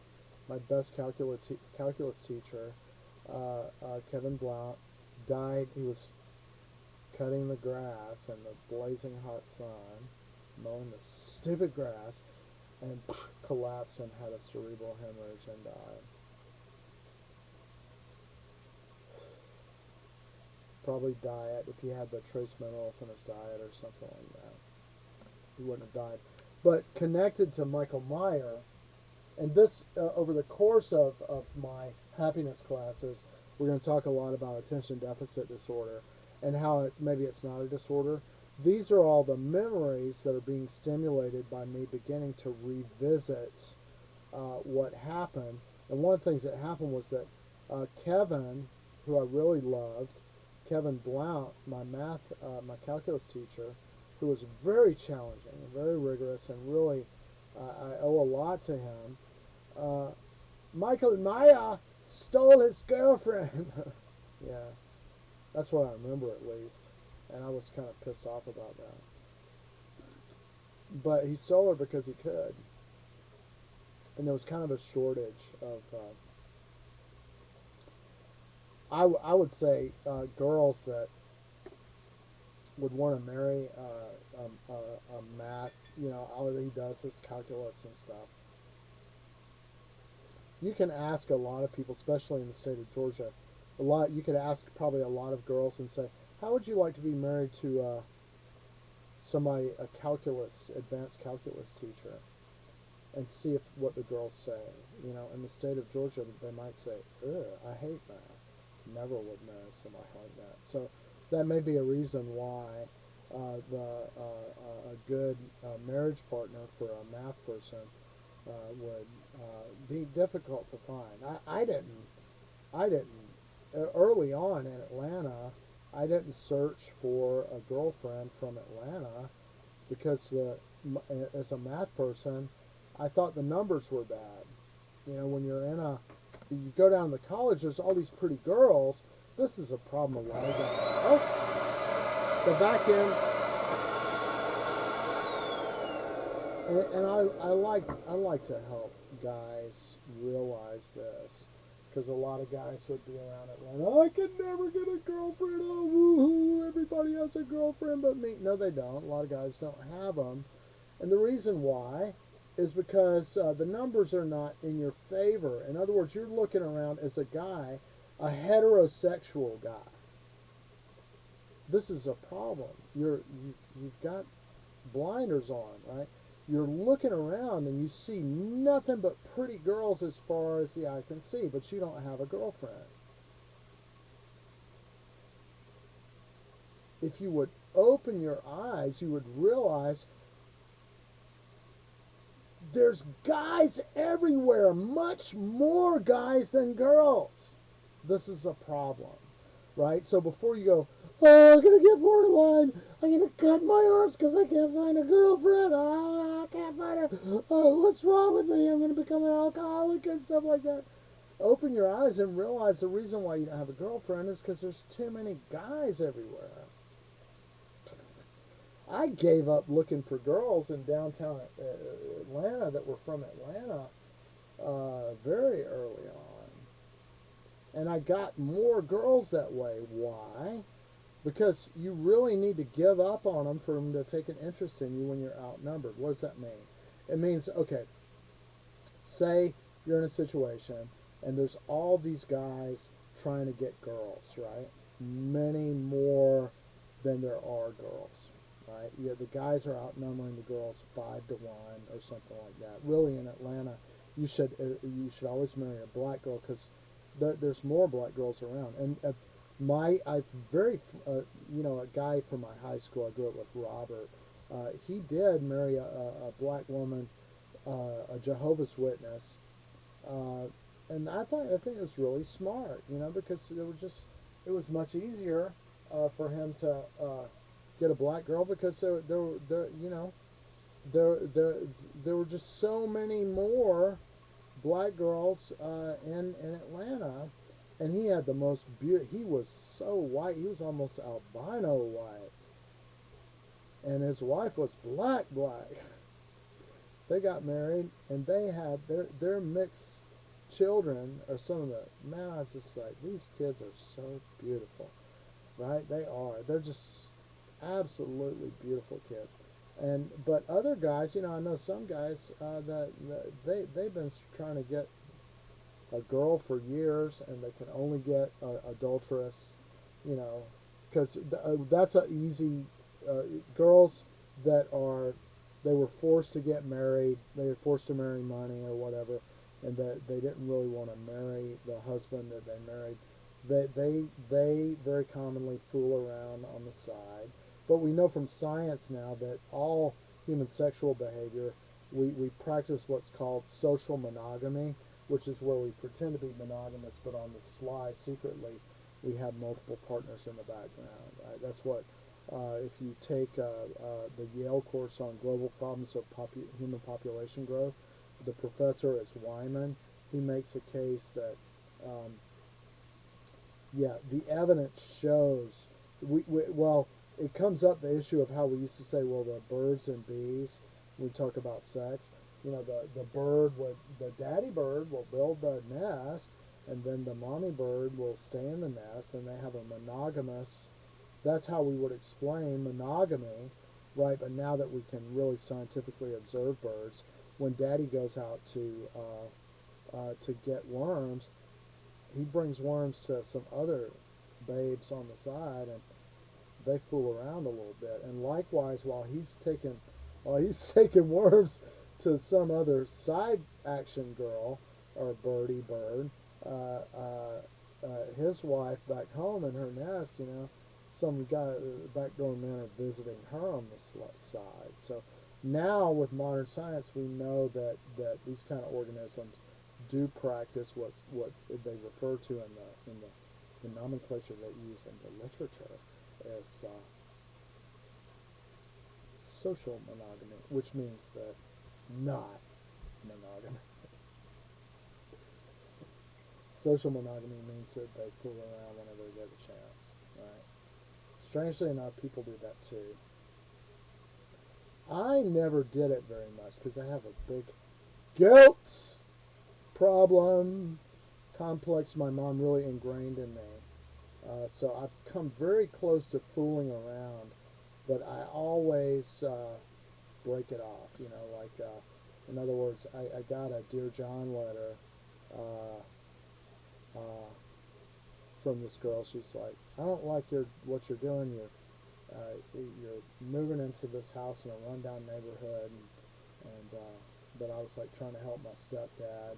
He needed somebody to live in the house to keep it from being vandalized, and so my girlfriend was like, "This is not upper crust action here. I'm going to leave you." She wrote me a long letter.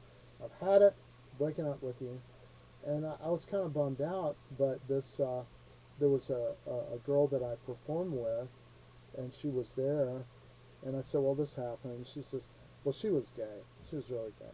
But she felt guilty about being gay, because she'd been brought up in the Protestant Hellfire and Brimstone Church. And we were really, really good friends because she had an excellent voice and she could sing Patsy Cline songs. And we would perform at parties together. And so this happened, and she was coming over to my house to jam with me, totally innocent. And, she knew what was going on. She knew I was in pain. And she'd been jilted by gay lovers that had seduced her and then left her, and she knew the pain of that. She understood the pain of it, and since we were such good friends, she was like, "Well, what do you like? Let's try this thing." I don't know if she's like, "I really don't feel inclined to do it, but I'm so close to you. If I was ever going to be with a guy, it would be with you." And so we sort of did it, but not fully. She made things happen, but there was no traditional intercourse, because she was like, I have pain, and I can't do that. That's what happened, and so all of a sudden my girlfriend that wrote me or ex-girlfriend that wrote me the Dear John letter and said, you moved in this awful house and can't stand it. I'm just leaving you forever. Don't want to ever have anything to do with you again. And all of a sudden she came back.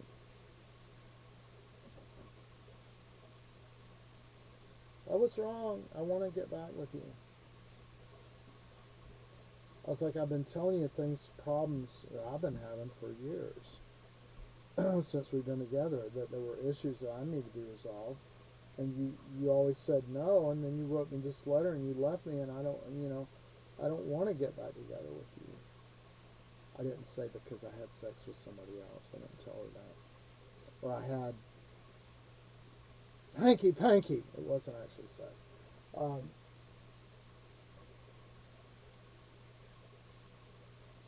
And the girl that did it, she, in her heart of hearts, she really meant well, and she was like, if I was going to be with a guy, it would be with you. But when she's like, really, I can't. I don't think I can do this. I am really gay, I think. Yeah, and what it means is, it's if you take that course on, and I really understood it for the first time. She's like, I'm really gay. It's hard to understand what that means if you're completely not gay, which I'm completely not gay. So she's like, oh no, I am. Like it was some terrible thing. Because he tried, and I'm just like, ugh, Well, think about that for a minute, because you know, it's been made a butt of jokes on the I'm trapped, I'm a man trapped in a woman's body, or I'm a woman trapped in a man's body, and people made jokes about it, like, no, you're not. You're just a man, that's all there's to it. Or you're just a woman, that's all there's to it. Don't try to complicate matters. Well, now the biology, and there's a great course on human behavioral biology. No prerequisite. It's on YouTube. It's at Stanford. And this guy, Robert Bob Sapolsky, made the course, and I think he's a very godly man. He's an atheist, but I think he's still a very godly person. And that's a complicated thing. How could you say that? I'm like, well, yeah, I can say that. And I think it's true. But he made a course on human behavioral biology because he said, with no prerequisites, anybody, we need to have a course like this, and it's on YouTube at Stanford.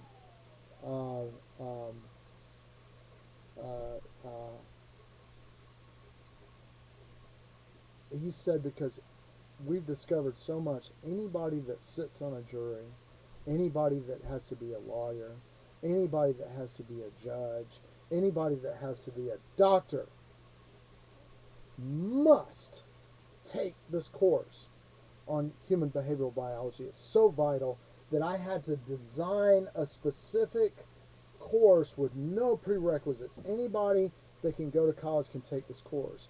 And it deals with, in the human sexuality, I have a funny story about this too, but it deals with the fact that, yeah, sort of we know now that the kind of biology indicates that men evolved after women, and that women were kind of the default biologically.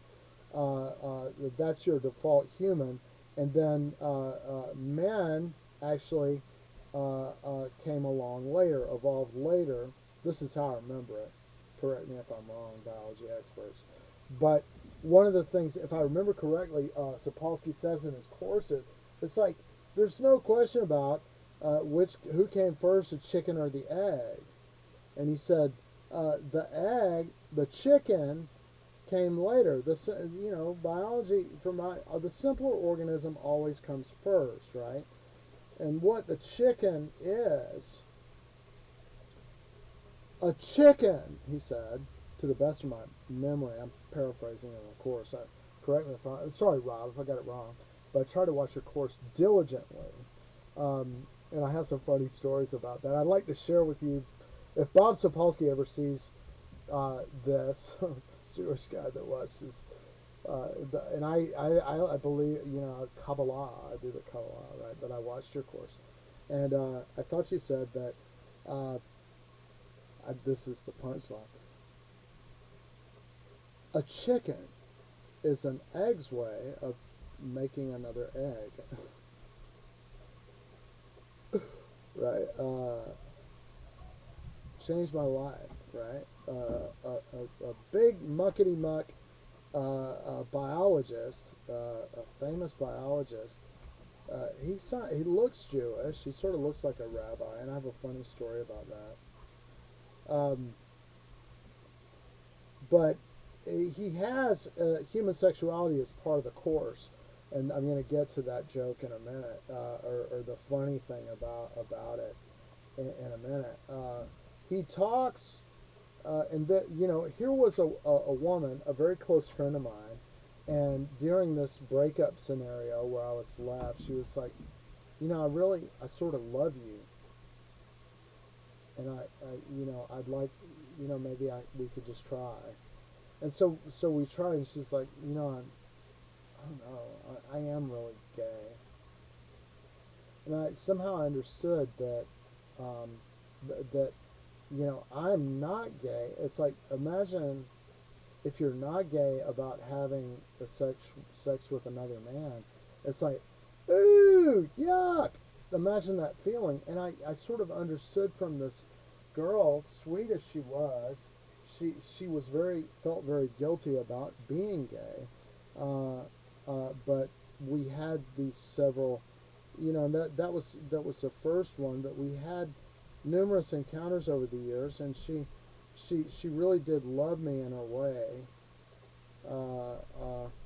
but as she said, oh, I'm really gay, this is too weird. I can't do this.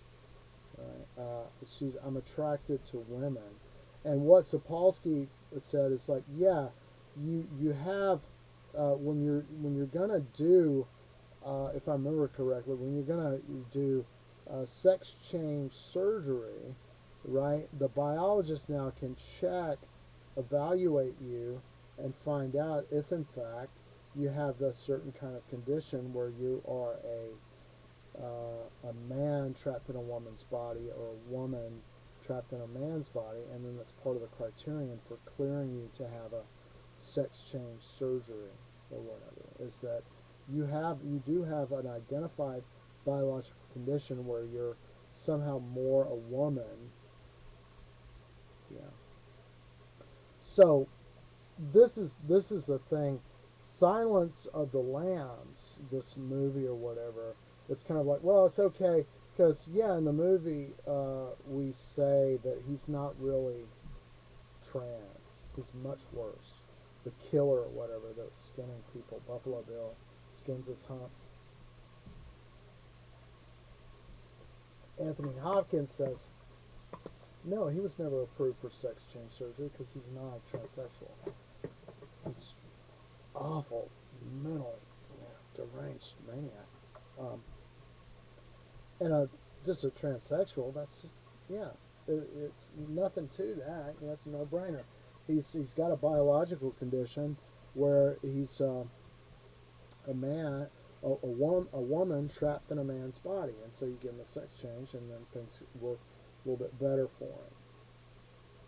So I learned that, but like, and I'm not gonna dox anybody here, but not only did I learn that, and I understood that my gay friend, some people were like, no, she's bisexual, because she had sex with a man. She's bi. She's bi. No, she's not bi. She's gay. And she knew it, and it hurt her because there was a stigma. She's also a very spiritual and religious person, and it very much hurt her to she's like, here's a guy, me, I'm so flattered, that she really liked. She liked me so much that she was like, if I was going to be with a guy, it would be you. Can you imagine how flattered I was by that, And I still care for her, but we ultimately had some disagreements that were unresolvable. She had been in the Navy, and she really hated Chinese people, and I took up the study of Chinese. She never spoke to me again. She's like, I hate the Chinese, because she had been indoctrinated in the Navy to really hate Chinese people. Awful. And yeah, sadly, she's never spoken to me again. I really have a lot to talk with her about. I wish I could. I think I could help her feel better about her life and about her Christianity and stuff like that. She could talk to me, but she doesn't. Maybe I could try again, because I think she may be around here somewhere. But here's the thing. We're talking about Hannibal Lecter and stuff, and the movie is sort of okay because it's not an anti-trans movie, because Hannibal Lecter said, "Oh, he's not trans. He's like a real twisted, messed up person." Right? Well, one day I'm driving down the street. I'm not going to dox anybody and say who it is, but I'm driving down the street and somebody's in the car with me, and we go to Goodwill, get some books, and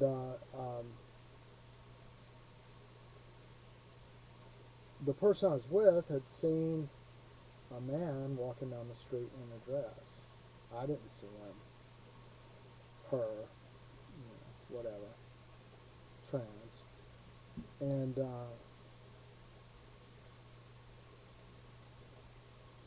I saw Sapolsky. I knew a real gay woman. I've known actually multiple gay women. Had relationships with them, friendships and stuff, lasting and special, and gay men as well. I kind of understand it more. I saw the movie Priscilla, Queen of the Desert. It's a good movie to watch to try to understand. It doesn't get into the science of it much, but it helps. It helps. It's progress to talk about these things. But back to my story, I'm going to, and the problem I have with this Hannibal Lecter thing, it's okay to present this because the guy is not actually transsexual. He's just a maniac. Some people didn't take it that way. Well, a particular person in the car with me didn't take it that way. And we get out, and she said, I think that, that there's been a fight, I was like, what? Where? She says, I saw a man, and he was bloody, and he was wearing a dress. It's like, my goodness, where? He was going into Goodwill. He was going to the bathroom. I said, oh my God. And she saw somebody fight, and there was blood. And when I heard that he was in a dress, I was like, oh my God. A man was in a dress, and he was beat up by some mean Nazi hate-mongering person. And I rushed in to Goodwill, and the person was shot. They were waiting for me in the car. They were shot. How could you do that? And so I rushed back, and sure enough, there was some blood on the going back to the bathroom. And I went back to the men's room, and yeah, think about it. This person, he was in a he yeah, he went to the men's room, folks. Okay, she or whatever, but he had his makeup was kind of messed up. It was not looking really good. It was sort of mascara running a little bit, because he was walking down the street, and I felt so sad for the guy. But I was like, are you all right? He's like, yeah, I'm gonna be. I said, what happened? Why are you bloody? And he said, well, I'm carrying this bag, and he's kind of carrying a bag with a bunch of stuff in, like maybe he's homeless or something. It's hard, in this world to survive or whatever. And when you've got a biological weird thing like that, which it probably is, it's even harder, right? So, what? I said, well, gee, what happened? Did somebody beat you up? And he's like, no, I had this bag, and I had some, Perrier bottles or something like that. Sparkling water. They were glass, and they broke. And then I didn't realize it, but the bag was brushing against my leg, and the broken glass cut my leg. Are you gonna be okay? And he's like, yeah, I'm gonna be okay. I'm really a mess. I'm kind of just generally a mess because he's having a hard time. And so this is not the end of the story. So I said, well, okay, I hope you feel better, and I said some nice things to him and everything. I go back out to the car, and the person in the car was furious. They're like, you probably, you should have called 911. Call 911. It's just he just cut his leg with a. No, he's told that story, but he probably was skinning. He probably. How did he get that dress? He probably tore the skin off the girl, and she was fighting for her life, and he tore her. He was trying to tear her skin off, and he stole her dress. Right? Where do you get that from? You're watching that dang Hannibal Lecter movie. It's not. He didn't. He's wearing a dress because he's got this thing of being a woman trapped in a man's body. He knows that. He knows it's messed up. But his only hope, and you can see, if you watch the movie Priscilla, Queen of the Desert, it explores that you could have a man that he's not able to make it. He's not able to get along with a female, certain kind of female wife. In the movie, it's like an Australian guy way out in the boondocks, and he's married to a Filipino woman, and they're just a bad fit for each other. I won't, spoil the movie or whatever, but the one of the cross dressers of Priscilla, Queen of the Desert, just loves him. She's like, this is really my kind of guy. And yeah, maybe they get together. I don't want to tell you the end of the story, but I thought it was really a beautiful exploration of the fact, and I'm not gay, and I'm not bisexual even. That there was a little bit of fooling around that guys did when we were teens, looking at Playboy magazines and stuff. There was a little bit of stuff that we tried, but it was gross because we just weren't gay. And that's the thing. When you are gay, then the straightness is just as weird to you. Can folks ever get that through their heads? The biology is telling us now, for the kind of organisms that reproduce like we do, gay runs at about 15%, right? Or homosexual tendency runs at something like 50%. 15%, which is significant. That means you've got 100 people, 15 of them are kind of gay or in some kind of way, or have some kind of thing going on like that. So Sapolsky said when you have prevalence that high, there's some kind of, if it's prevalent, it's because it's successful. It's part of the reason why you see things in evolution. It's not because they're necessarily good. Good, what does good mean? Good for what? Good for you to be happy? Maybe that doesn't make other people happy. Is that good for the survival of humanity? You're like, a Mercedes-Benz is good. Is it good? The whole planet's going to hell because people driving around cars. What is even the meaning of good? A Mercedes-Benz is good because the girls will get with me if I had that. Is that good? Nah, it's just more trouble if you ask me.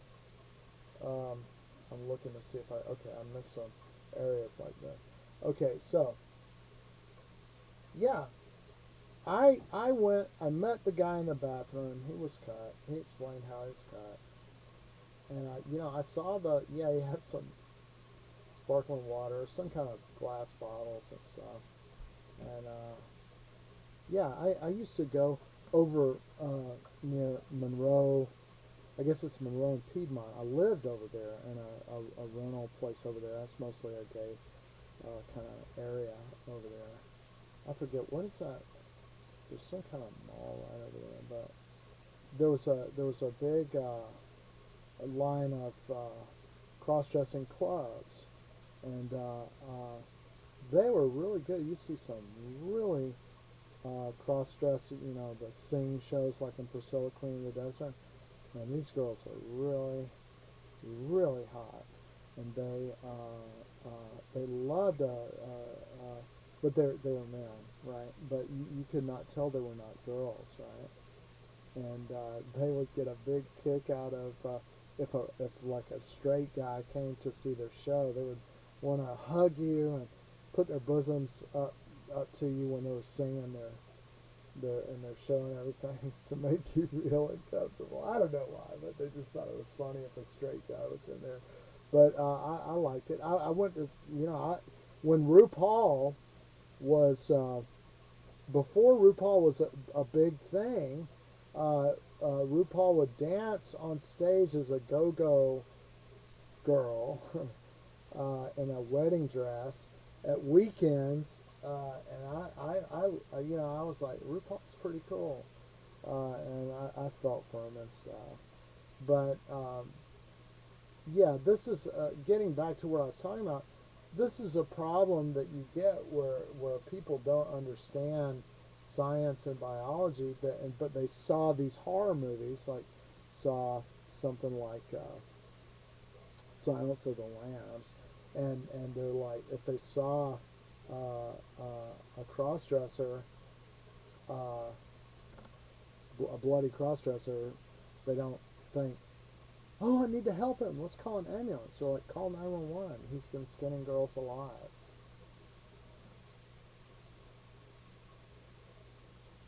and I was getting chewed out. It was like, you probably, the detectives could have cracked the case, but you ruined everything. Well, I just toss it at them. It's like, you can go ahead and call 911, but the person, they were like, I'm not gonna call 911. I mean, you shouldn't, man.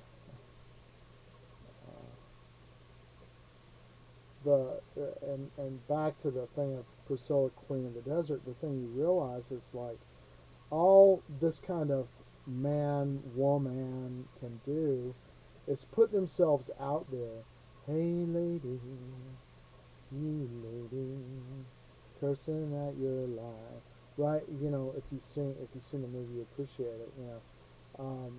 All they can do is put themselves out there and hope that eventually they'll find somebody that can love them, even though they're like they are a man trapped in a woman's body. All right, now I like to return a little bit to this whole progress of this project. You can see what this stream now has been carrying on, it looks like, for 3 hours. And so I want to stop it and then restart it again, because I'm not sure a 3 hour stream can process on YouTube. So I'm going to stop it and come back. But hey, this is something adults have been putting off doing, and I'm actually having fun doing it, right? And I want to show an example of, yeah, we're going to do it, but my daughter, she got bored of it too. It was too big and long of a project. So, but here she's coming. Oh, is she coming back? No, she's I not. need a flashlight. Oh, you need a flashlight. There's one in Small one. in the drawer. Okay, you can go into my closet. In my closet, I use rechargeable flashlights, but I hang them there for a light inside the flashlight. So please, No, I need the pin light. it's there, dear. There's also one above the sink, and there's also one in the kitchen in the lavatory drawer, and there's also one in the black bin. They're all over the place. I put them everywhere. All right. So let me start the stream, and I'll come back.